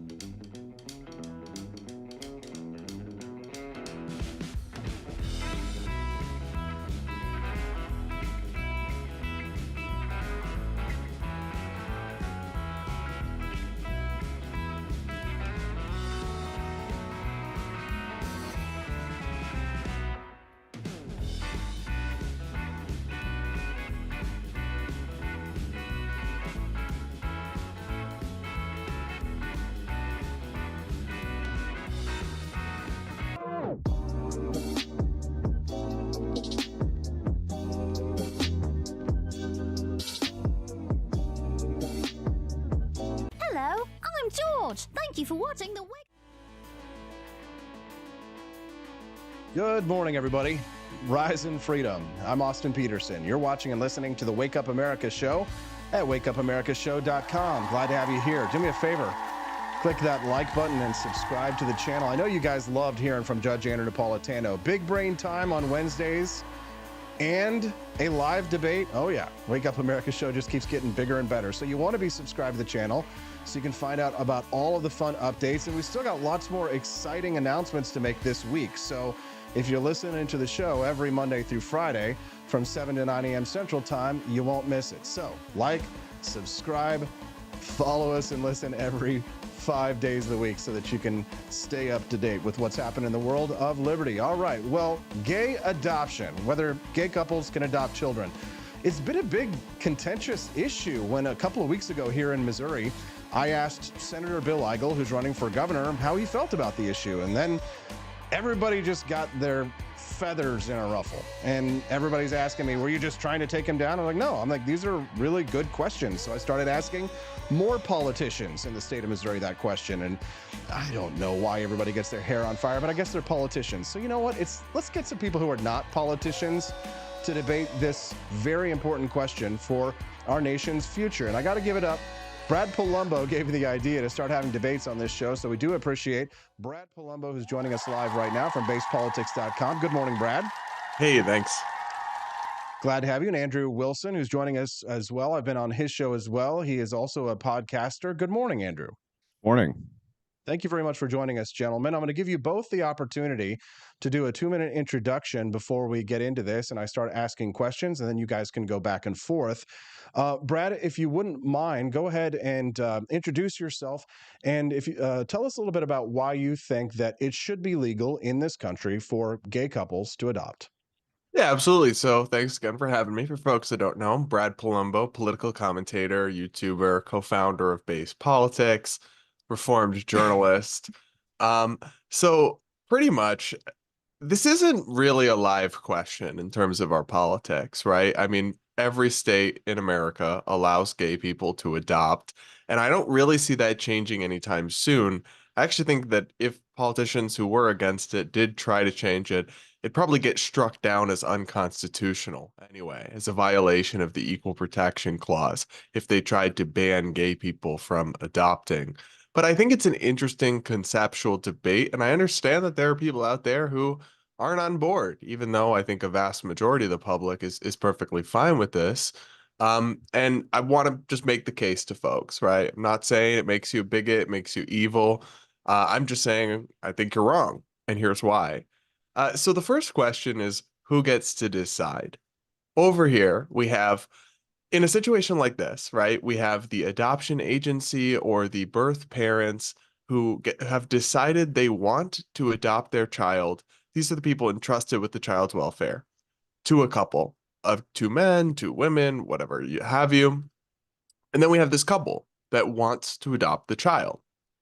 And then we have random people in other parts of the country. So we have 2 parties who are in total agreement that this is what's best for everybody. Then we have random people like Andrew halfway across the country saying, but you forgot to ask me. Well, nobody really needs to ask you. right? Because part of freedom is that people get to live their lives and arrange their families in ways that you might personally disagree with. And the same way that you want the freedom to raise your children in the way that you see fit, even in ways, I mean, I don't know anything about Andrew, I'm not saying him specifically, but say very religious people, right? There's lots of folks in this country who think that the traditionalist religious way of raising a child is somewhere between delusional to harmful. Should you still be free to raise your kid as you see fit? I think so. But if we want to start playing this game, it's not gonna, I don't think it's a can of worms that people really want to open. The state deciding who's allowed to have a family and who doesn't. Well, we are going to open that can of worms at least for the next half an hour. Your 2 minutes is up. Thank you, Brad. Andrew, if you wouldn't mind, introduce yourself and make your opening statement. Yeah, my name is Andrew Wilson. I'm the host of The Crucible. I'm a political commentator, debater, and satirist. Appreciate you guys having me on. I appreciate having this debate with Mr. Palumbo. Thanks for having me. I'm sure it'll be a bit contentious, but I don't take anything personally, Mr. Palumbo. Into the opening statement, what really matters here is what we as a society want to promote for standards and normalcy. Obviously, I'm on the opposite side of Mr. Palumbo on this. My opponent uses a libertarian standard of do as thou wilt, and I use a standard of Christian ethics. He needs to answer as to why it is that thruples, quuples, or sextuples can't adopt if gay men are allowed to. He'll only be able to respond that he doesn't believe the outcomes will be as good, but probably doesn't have much in the way of evidence to support it or a logical argument to support that. Why shouldn't trans be able to adopt, Mr. Palumbo? In fact, basically, who can't adopt in your worldview as the, well, geez, it's all about my freedom and it's all about my libertarianism. Gay married couples, right? This is a sham anyway. Gay marriage has always been a sham. It's not a religious institution, and so that's what makes it a sham. Who cares if you have a contract with the state? You're an anti-statist, but move towards having state contractual marriages, which is insane. It's abhorrent to the church and Christianity, not to mention 75% of gay people support open marriages, which is contrary to marriage. And some half of gays who are married are in an open relationship, which is also insane and shows that it's a sham. Homosexuality also is as much of a social contagion as transgenderism is. By your own logic, this must be true, as you believe transgenderism is a social contagion. And you also go on to say that the sociological institutions have been completely infiltrated by pro-homosexual advocates. And this is why they can't make any of their studies or data work out to be true. I don't know why it is that that's only true for transgenderisms, but not, or transgenders, but not for homosexuals. I would love to hear an answer for that as well. So as we dive into this, I can't wait to hear why it is that we just absolutely must destroy the normalcy of American marriage, of marriage in general, under a Christian ethical purview, so that basically gay people can get designer children. That seems insane to me. Andrew, your 2 minutes is up. Thank you for your opening introduction.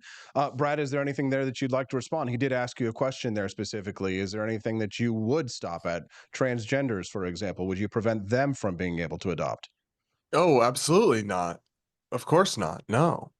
No. Wow. So what about sextuples or quintuples? Why not have, why can't 8 gay men who have orgies every night adopt a child, Mr. Palumbo? So, well, having orgies every night has no bearing on this. So if straight people have orgies every night, would you then it's not something intrinsically tied to gay people. Yeah, I wouldn't let 8 heterosexual people adopt one child, would you? No, I don't think so. Why not? No. Why not? Because I think the evidence is very clear. No, there's no evidence. Where's the evidence that 8 heterosexuals who adopt a child is bad for the child, or that 8 homosexuals who adopt a child is bad for the child? Show me any evidence. Because a 2-parent household is very clearly shown to be the best way to raise a child. No. Wait. Yes. This is bias in the studies. Just because it's studied only in a 2-parent idea because of monogamous relationship doesn't mean that that's actually better or worse. The question becomes, if you logically are saying to me, Andrew, gays must be able to adopt, and the reason they must be able to adopt is because of my freedom. And who are you to tell me who the hell can or can't have a family? Who the hell are you to say who can or can't have 8, 9, 10 people adopt one child? Who are you to say that, Mr. Palumbo? Let me jump in for just a second, Brad. I want to point something out that the DSM is the standard classification of mental disorders used by mental health professionals in the United States. Transgenderism is listed as a mental disorder, but you think that it would be okay for transgenders to adopt, even despite knowing that they are classified as having a known mental disorder, a dysphoria? Yeah, of course. We don't ban people who have some form of mental illness from adopting. What? Why would we ban, again, You think people couples? with anxiety shouldn't be allowed to adopt? You think people with depression shouldn't be allowed to adopt? This isn't something that is ever applied as a standard. Who has some form of mental illness? I mean, that's like a third of the country. I don't know the exact number. It's a huge swath of the population.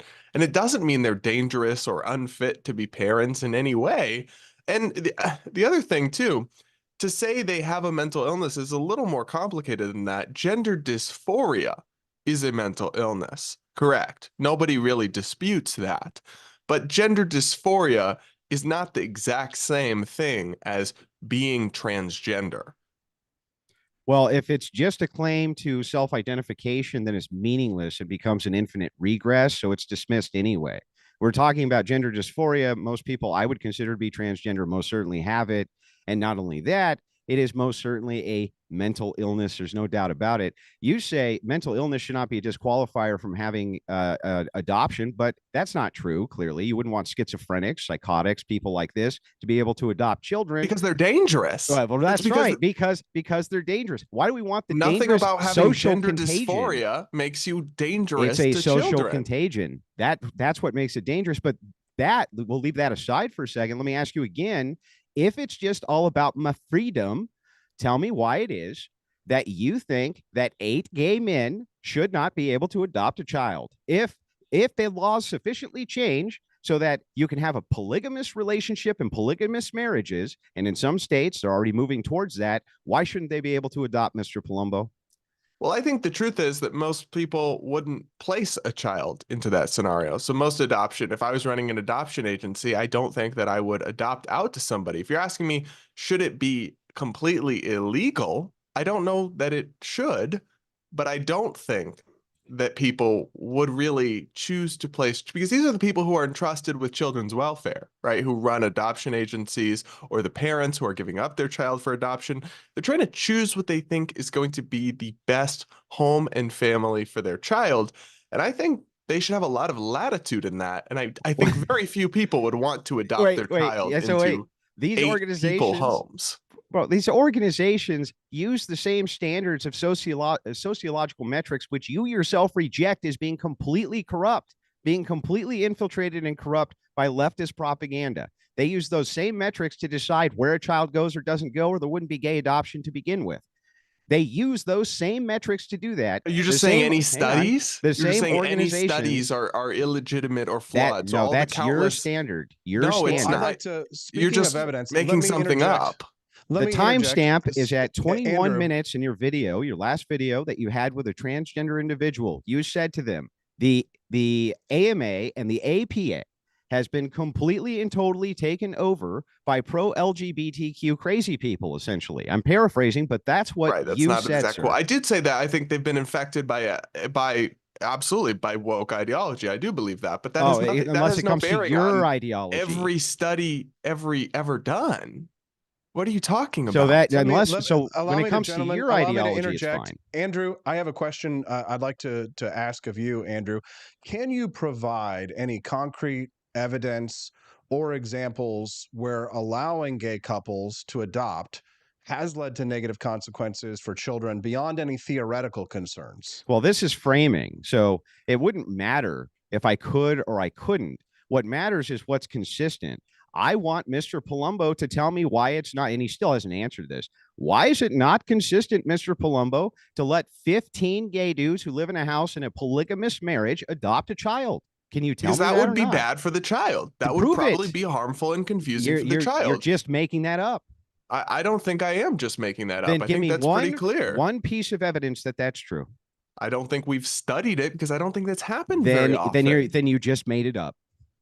Well, we have very clear evidence that it is not harmful for children to be raised by same-sex parents. Extraordinarily clear evidence. Hundreds of thousands of people have been raised by those parents lovingly, and Your have turned standard out is not to harm reach for this. just the same metrics, and in fact, in some cases, better metrics than average, because the subsection of the gay community that seeks to adopt is only a small subsection of the gay community, and it's people who are very family oriented. It's people who want to raise a child. It's people who have good financial resources typically, and so the child generally has a lot of opportunities and does very well. Your standard is completely and totally arbitrary here. You said in the beginning, your literal open statement is, Andrew, it's none of your business what people do with their family dynamic. It's not. The best thing about America is that we're free, and we're free to have whatever family dynamics that we want to have. So if you don't have evidence showing that 15 gay men adopting a single child is actually contrary to the health of the child, then why is it Why are under you so this insistent standard? on talking Let me about finish. something that Let me finish. isn't Hang on, I'm happening? almost done. Just let you make your point. Why is it that you can't be consistent and just say, listen, Andrew, it's okay for 15 gay men to adopt a child. I have no evidence to the contrary. I have no evidence that they shouldn't. And that's what freedom's all about. Well, because I think that you would need to, basically the burden is on you to prove that something should be prohibited, that people's right to form a family should be denied. And so to prove that, you would have to show evidence that that is very harmful, and it's You not just happening. destroyed your own argument, sir.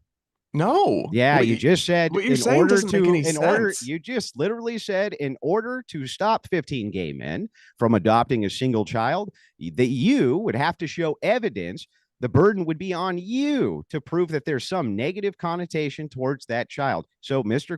Palumbo, right this second, absent that evidence, it should be fine for them to do, right? Well, there's a difference between fine and illegal, but I don't know if you would make it illegal. Here's the thing: if it ever starts happening, this is some kind of fantastical notion you've conjured for rhetorical purposes, which I understand is part of an argument. Nope, there was a three-way marriage, and they adopted a child, sir. But so we went from 3 to 15. You're off by a factor of 5 there. How many? Where should we draw the line? Should it be 5? Should it be 4? So 3 is okay, again, but we're not talking about something 16. that's never actually happened. I'd like to. That's fine. I'd like to move on from this the hypothetical, because it seems we're getting stuck on it. And very briefly, I just want to reintroduce our guests who are joining us live right now. For those who might just be tuning in, this is the Wake Up America show. I'm Austin Peterson, and I'm speaking with Brad Palumbo and Andrew Wilson.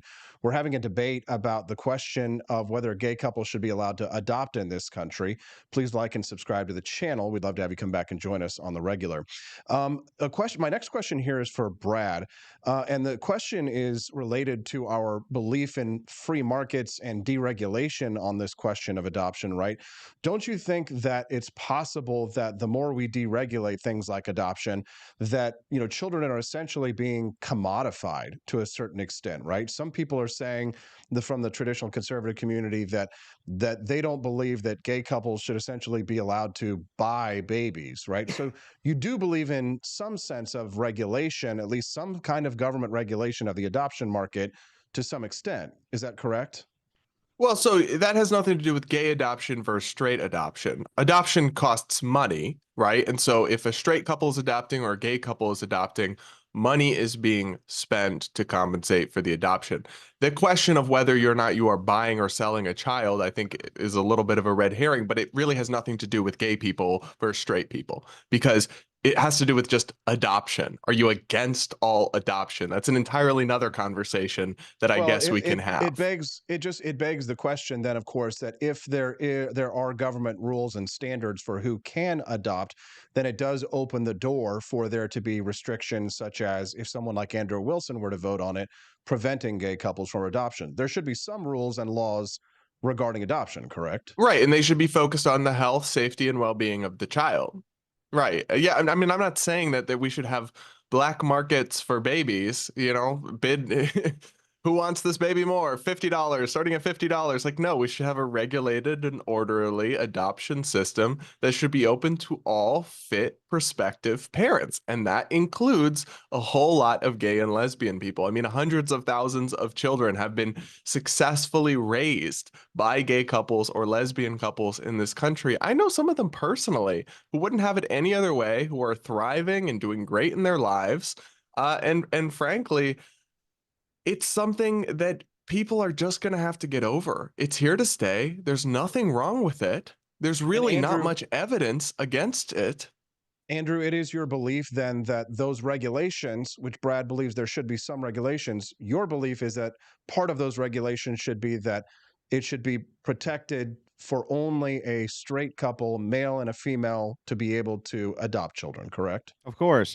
Homosexuality is a non-procreative, reproductive, genetic dead end. There's absolutely no reason other than a social contagion. There is no genetic at all. There's no genetic information which states that a person will or won't be a homosexual. There's no reason to believe it's not a social contagion, just like there's no reason to believe that transgenderism is a social contagion. It's a reproductive dead end. Of course, this is going to lead to designer babies. These are the same people who lied to us and made the bold claim that, wait, this is all about just homosexuals being able to get married. It's not going to lead to insane things like children getting their genitals removed. That's the slippery slope fallacy. That's the slippery slope argument. We were completely right about that. We were totally right that when we allowed degeneracy to enter into the marketplace of ideas, absent any sort of regulation based on my freedom, we end up with these insane conclusions. Of course, this will go to designer babies. Mr. Palumbo is being completely disingenuous, and he'll be here 2 years from now on his YouTube channel saying, I just can't believe that now we're moving into the area of designer babies. I'm totally against this, even though what does designer his babies ideology mean to you? Are you discussing leads to surrogacy? it. What's that? Oh, what does designer babies mean to you? Are you It just discussing means surrogacy? look, it's all just designed for a ready to order child for homosexuals. As decadence takes over the United States marketplace, single motherhood shoots up through the roof and has been for many, many, many years. And what's going to end up happening is that adoption agencies, as they have an increase in the amount of children they need to go out there, of course, homosexuals are going to run to the front in order to get as many of them as they can. Why? Because I believe 100%, and I think most Christians believe that you guys are proponents of grooming because your ideology only moves through social contagion. You're not born gay. There's no proof you're born gay. So how do you become gay? You become gay through social grooming.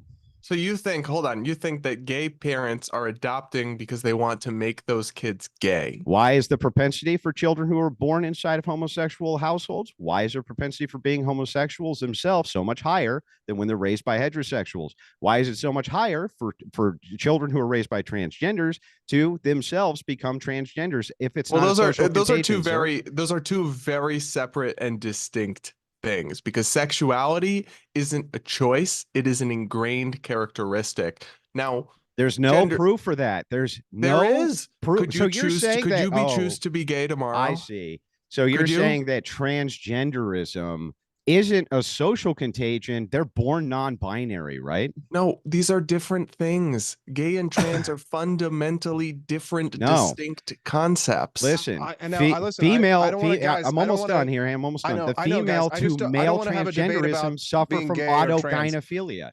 Most of them suffer from autogynephilia. That might be true, but I'd like to stick to the question of gay adoption, if you don't mind, gentlemen. I do appreciate it, and you guys are doing a great job here during this unique debate. But my next question here is for Andrew.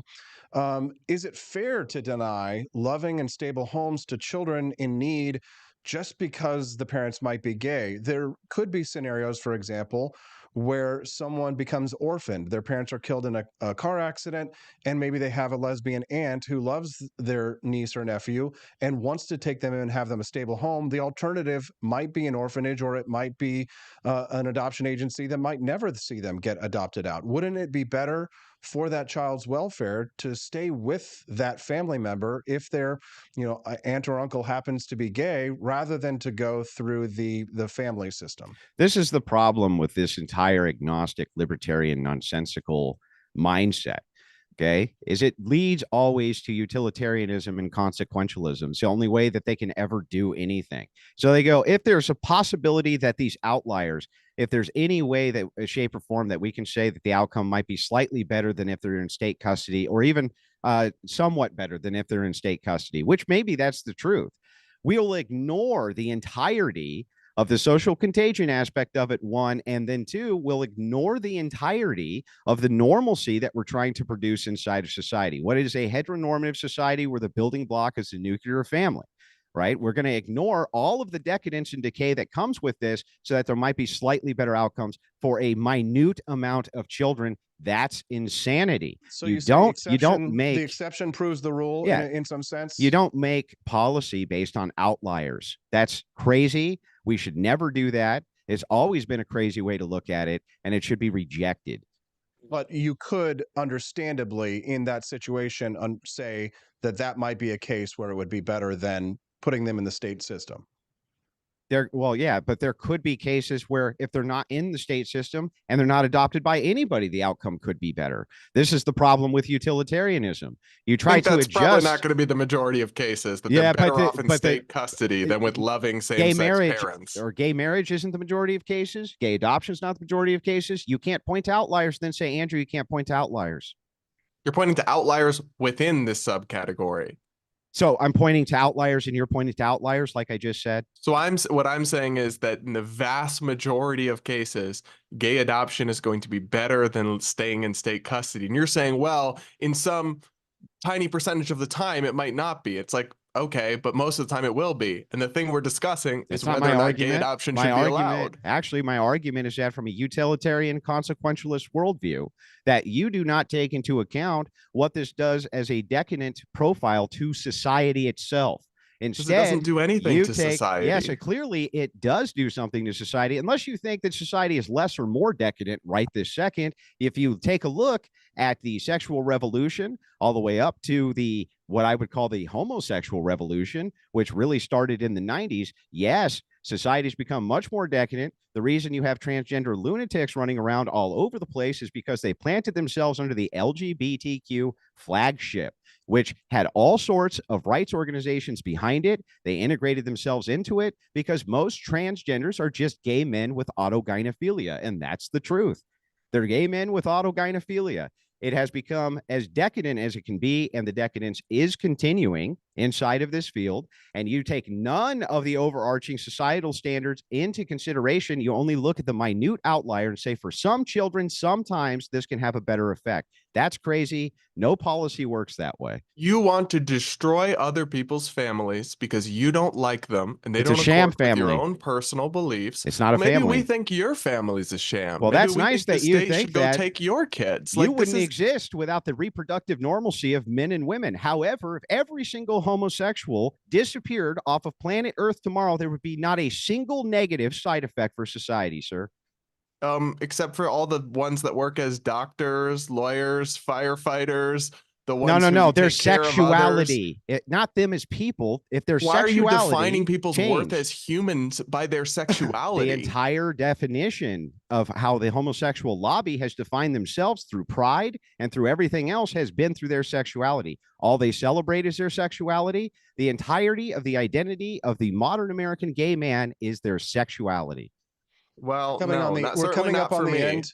I think people just want to live their lives and be allowed to be fully functioning, unique individuals and not have that one aspect of who they are held against them by folks like you.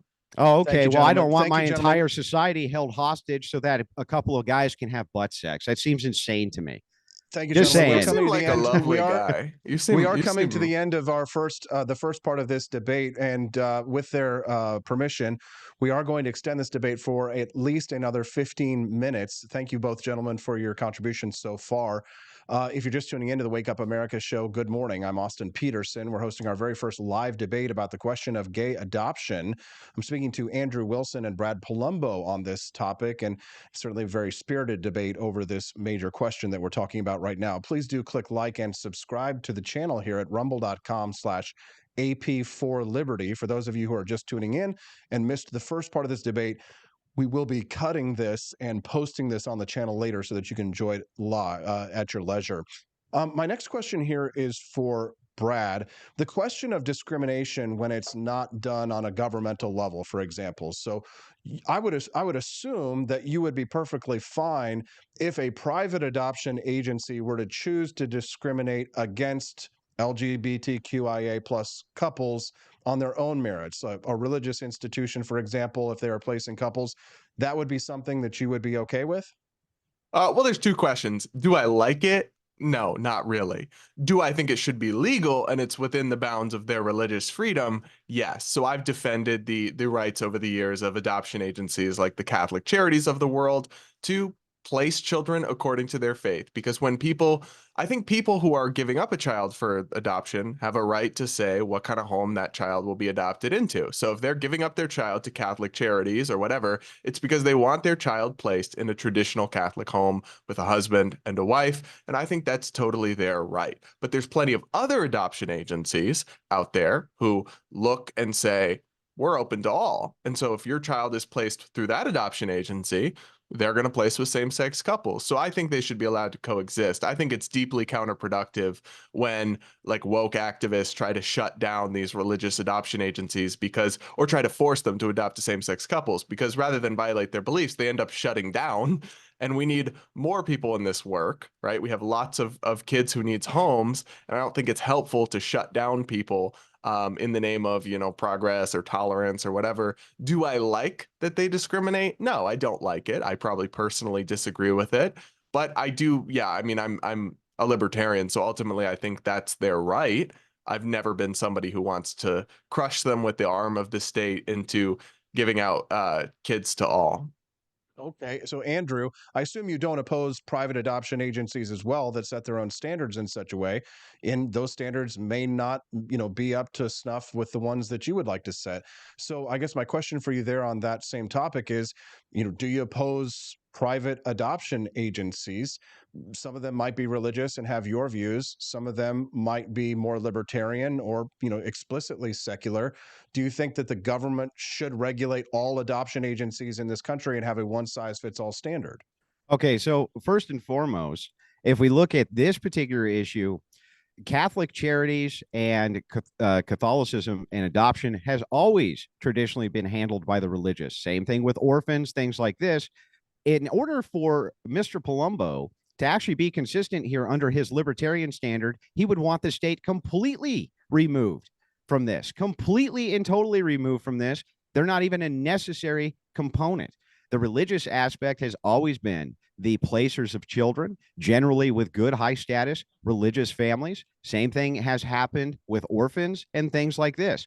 Ultimately, I think that the best thing that these private organizations can do as religious members of the community is bar homosexuals, transgenders, and abnormals from adopting children.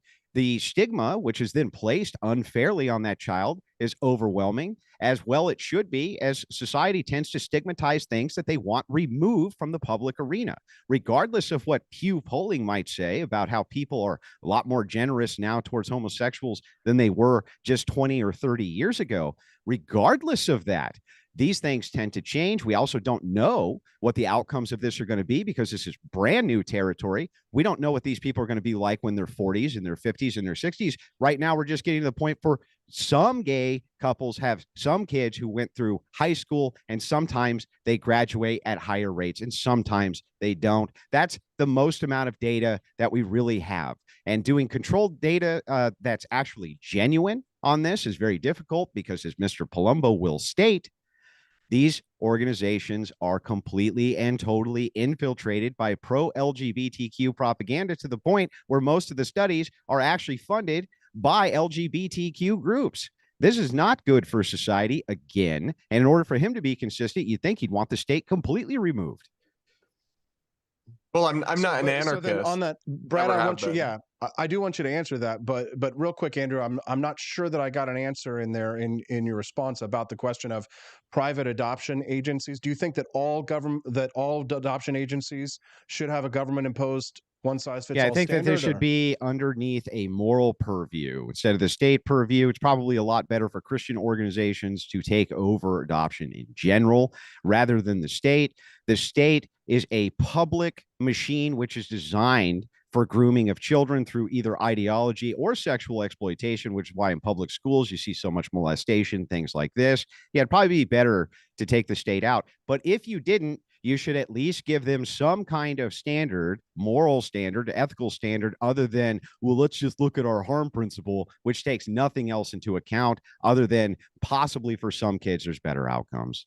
Yeah, we want to focus on what's best for kids, and you're concerned with superimposing your personal morality onto all of society through coercion. That would be the opposite. You're trying to superimpose your morality, which is utilitarianism, and your status quo of saying, listen to me, man. What's good is the good based on my arbitrary standard that I can't justify in any way. And I only take the consequences into account that I like and don't even study whatever the other consequences to it may be. You're actually trying to enforce your morality on a state which has always traditionally used Christian ethics as their moral standard. All states are going to use a moral standard. Why should we use your utilitarian moral standard to determine these things, sir? Because these things should be determined by what's best for the kids. Why? And it's very clear. Because justify it. Because a child's adoption should be about what's best for the children. Yeah, justify that claim, sir. Because I want what's best for the children. Right, because you want. It's all about I want, my utilitarianism. It's Society all about that. Sounds like you're imposing. Kids. Sounds like you're imposing your morality while at the same time trying to pretend that I'm imposing mine. What I'm saying is that the only way that we can have a justification to know what's good for kids is if we have a moral, ethical system and foundation like Christianity, so that we can determine a standard. We have hard data and evidence on outcomes for kids. Then let's get to that, Brad. Actually, that's what was going to be my next question on this one, Brad. Is what is the hard data and the evidence that the outcomes of children who are adopted by gay couples have just as good or better outcomes as heterosexual couples? I wasn't able to find that data. Maybe you were. Talk to us a little bit about that evidence, because I'm sure that a lot of people need to know. Andrew had stated in his comment before that this is an experiment, that 20, 30, 40, 50 years down the line, we don't know what the outcomes of this are going to be because it hasn't been properly studied. You seem to think that there is some hard evidence on the outcomes. Can you talk to us about that, Brad? Yeah, so one, I don't really agree that it's an experiment because it's actually been happening for a long time. You can go back to, you have people who are in their 40s or 50s now who are raised by gay couples. They've been adopting since the 70s, but it has definitely gotten more common over time. But so you can look at things, and I don't have all these studies in front of me, but happy to send you some stuff. There have been many studies that track the outcomes for kids that are raised by same-sex couples through adoption, and most find pretty similar outcomes. Some even find slightly better outcomes than the typical adoption situation, whether you're looking at criminal, how likely they are to have a criminal record as adults, how likely they are to graduate high school, how likely they are to attend college, how likely you can also poll them and ask how they feel about their parents and about their childhood and their family. And overwhelmingly, it's positive. Obviously, there's going to be some outliers in any situation. But so I think the burden for folks is on when you have basically the weight of the evidence, the relevant institutions. It's not that they're unquestionable or infallible or can't be corrupted. I certainly think they can be, but the burden is on folks to prove that it is harmful, that the studies are wrong, that the experts are wrong, and not just by saying, well, my religion says so. Like, actually, we have a society where we have a separation between church and state. We don't have an established religion in this country. We're not a theocratic nation. So you have to make an argument as to why the weight of the evidence and everybody is incorrect and the data we have aren't sufficient. But there's not much there to go off of. But you know what, actually, Austin, the one point I'll make, though, is even if you could point to evidence showing slightly below average outcomes, I'm not sure that would be enough to justify adoption of banning adoption by gay people, because you'd be punishing individual fit parents for some sort of statistical discrepancy among a group. And we wouldn't apply that in other contexts. Being gay is an immutable characteristic, different but similar to being black. And if you had lower outcomes on average for black parents who adopted children, I don't think any good person would be sitting here saying we should ban black people from adopting. Now, of course, that's thankfully a non-issue in this country, but there's something about the extrapolation of that example that I think's insightful here. This is insane. Listen, Andrew, I want you to respond to this that. And was then I have a question for you. This was a total straw man right from the gate. Notice what he did. He did a bait and switch, right?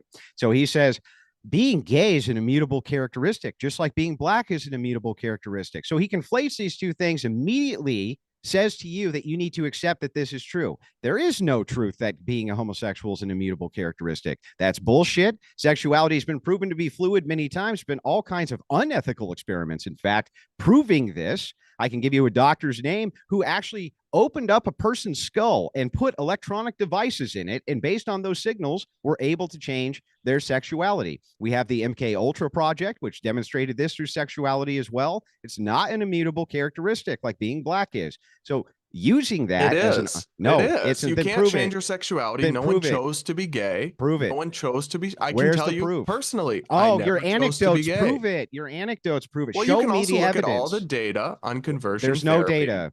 There No, are conversion extensive therapy studies of was conversion rejected. therapy, The conversion and it failed therapy, in no. almost every case. It Almost didn't every fail. ex-gay person Nope. turned out to still be You're gay and lying was through exposed. your teeth by using selective data. The truth is that the American Psychological Association was under a huge amount of pressure from outside LGBTQ agitation groups who demanded that they reject what was looking like very promising data as far as it goes. In fact, I have the former president, who was in charge at the time of the American Psychological Association, on video explaining how this worked and how it was that outside agitation groups came in and completely and totally made the saturated this entire organization with pro-LGBTQ propaganda and made them reject outright research that was looking very promising when it came to this. So you can't actually make this claim that, well, because there's bias inside of the system to the tune, I mean, to an unconscionable tune, by the way, the former president of the APA himself stating this. And then you say, well, this doesn't actually work. Well, of course it doesn't work. Anytime it's tried, the pro-LGBTQ advocates come out and completely try to dismantle it and outlaw it. They literally in states will try to outlaw this. Why would you try to outlaw it? Andrew, I'm a little confused by something you said a little bit earlier, and I hope you could help us to explain to us and understand what you were saying when you talked about some of these unethical experiments that were conducted when someone's skull was opened and they placed cathodes on their brain, and you say that they were actually able to change their sexuality. Is that true? And if so, wouldn't that suggest that there is a biological factor to sexuality, that it is a mutable characteristic to an extent? So everything is, I mean, as far as we know in the genetics field, is 50% environmental, right? And 50% propensity. So for instance, you could be an alcoholic who never becomes an alcoholic because you're never exposed to alcoholism. So meaning if the beer is not present, the environment changes, right? So you never move towards being an alcoholic. The same thing could be true under sexual conditioning. Maybe some people have a propensity towards it, but never would act out on it or even be bothered with it, except that environment and kind of the sociological push towards this thing can definitely influence it. We see this inside the trans community, especially.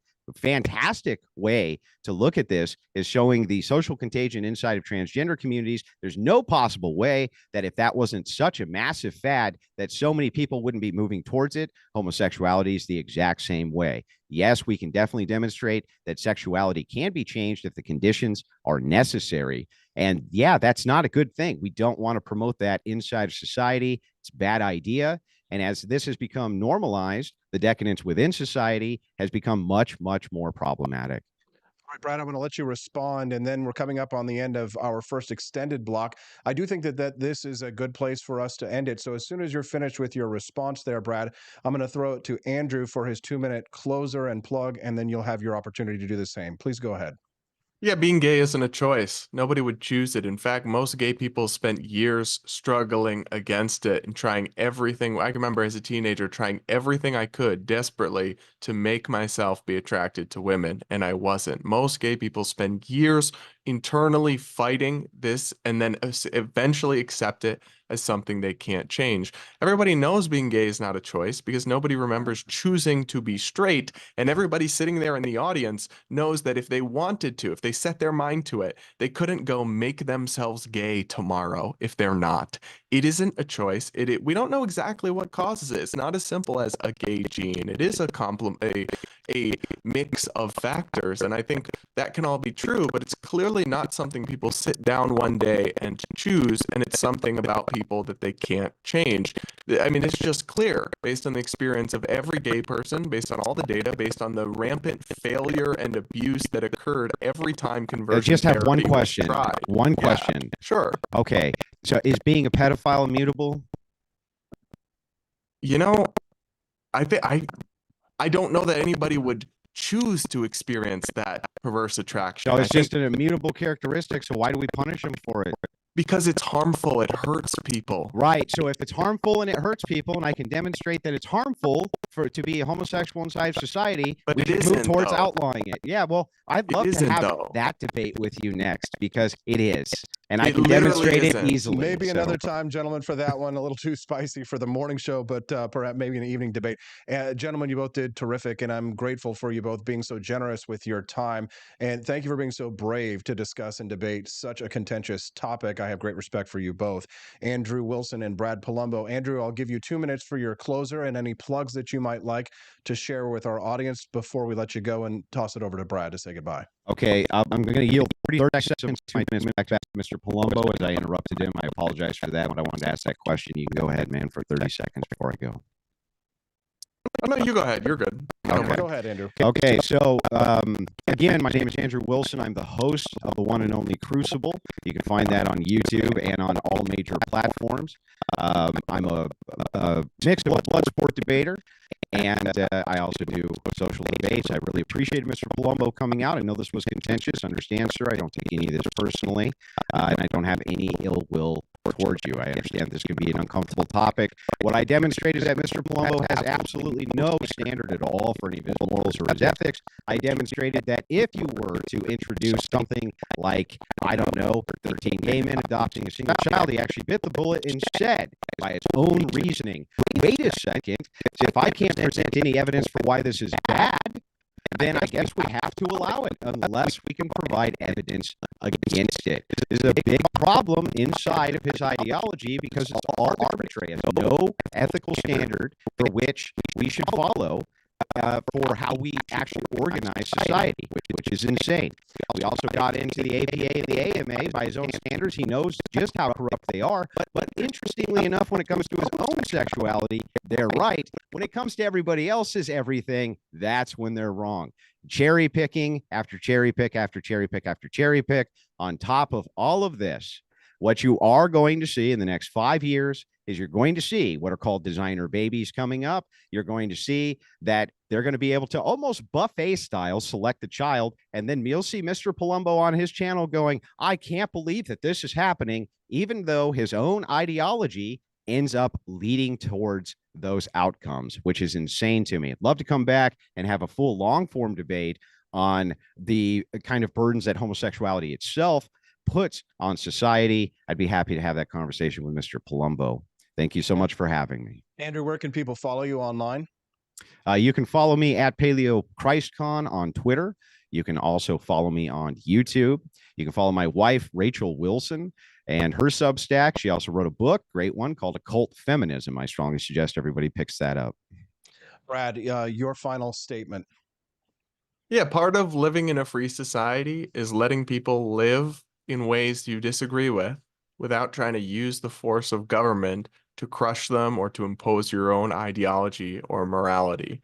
Everybody agrees that there are bare minimum standards, that you're not allowed to harm other people, but simply other people organizing their families and lives in ways that you personally disagree with because of your religious beliefs, doesn't come anywhere close to meeting the threshold to deny other people their most basic rights and freedoms and ability to form a family and live.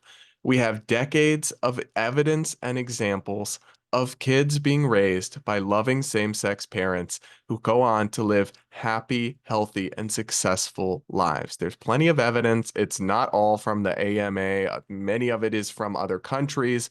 Many of it is from Europe. So it's not all just from one or two institutions that I certainly acknowledge have been corrupted in different ways. But even to that extent, doesn't mean everything they've ever said or done is wrong. But more broadly, I think that people need to understand that we're going to tear ourselves apart as a society if we don't embrace a spirit of pluralism. We, secular people, libertarians, LGBT people need to accept that religious people are going to want to live their lives and organize their families in ways that we don't really agree with. We should not try, and unfortunately too many people in the LGBT movement have, to crush or dominate them into submission. In the same vein, if they want that freedom for themselves in a country where they are an ever-shrinking minority, they must extend it to others, or they're setting the stage for their own demise. Everybody, thanks for this debate. Appreciate it. Check me out on YouTube. Just search Brad Palumbo, or check out the Based Politics podcast that I co-host. Andrew Wilson, Brad Palumbo, thank you very much for being generous with your time today and for getting up so early and entertaining our listeners with such an intellectual debate. We appreciate you both. Have a wonderful day. You too. Thank you very much. What did you all think of Brad and Andrew for our very first debate? Good stuff. Don't forget the Wake Up America show streams live every Monday through Friday from 7 a.m. to 9 a.m. Central Time, so you can catch us live if you're watching us later. And if you're watching us live, click like and subscribe. Yeah, go ahead, lick that like button. What do you think? The very first of our live debate series. We're going to try and do these at least once a week. If you enjoyed it, then I'd love to hear your feedback. Don't forget, you can send me a text anytime, night or day. 573-319-1586 is the text line. And of course, exit through not the grift shop, the gift shop. That's right, ap4libertyshop.com. When you buy from ap4libertyshop.com, you're helping to support more debates and discussions just like that one. Don't you want more? More? Give me more. I think you do. We appreciate you all very much. We appreciate our debaters. Thanks to Brad Palumbo for giving me that idea. Thanks to you for tuning in live or listening to us later on the Wake Up America show at wakeupamericashow.com.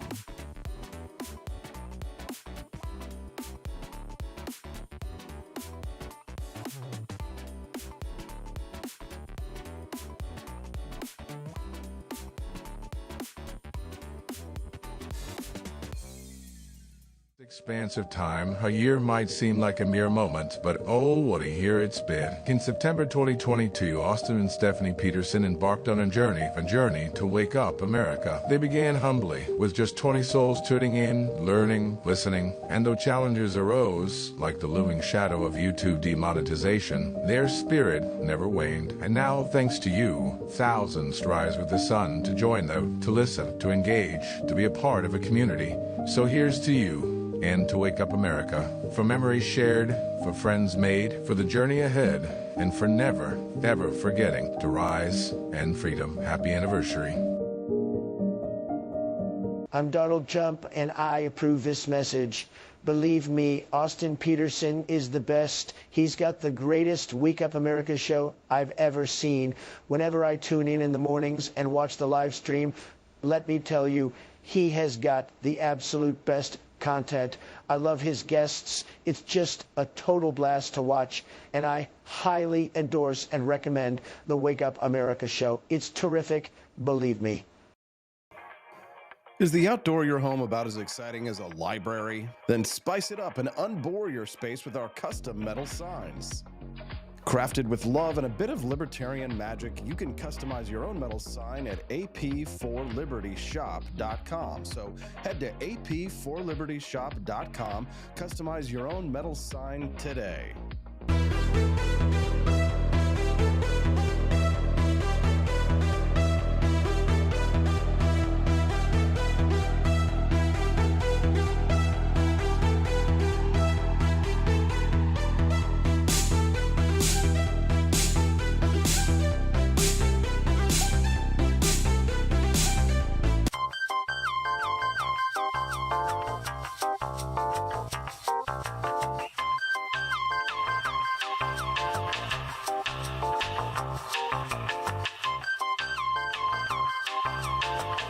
Welcome to a world of vocal discovery at Peterson Voice Studio. I'm Justin Peterson, here to guide your musical journey. Envision a place where your voice reaches new heights, where every note tells a story. We embrace all singers, from the enthusiastic shower vocalists to aspiring stars, ensuring each voice finds its unique rhythm and tone. Are you ready to elevate your voice? Visit petersonvoicestudio.com and sign up for remote lessons tailored just for you. Let's begin this melodious journey together.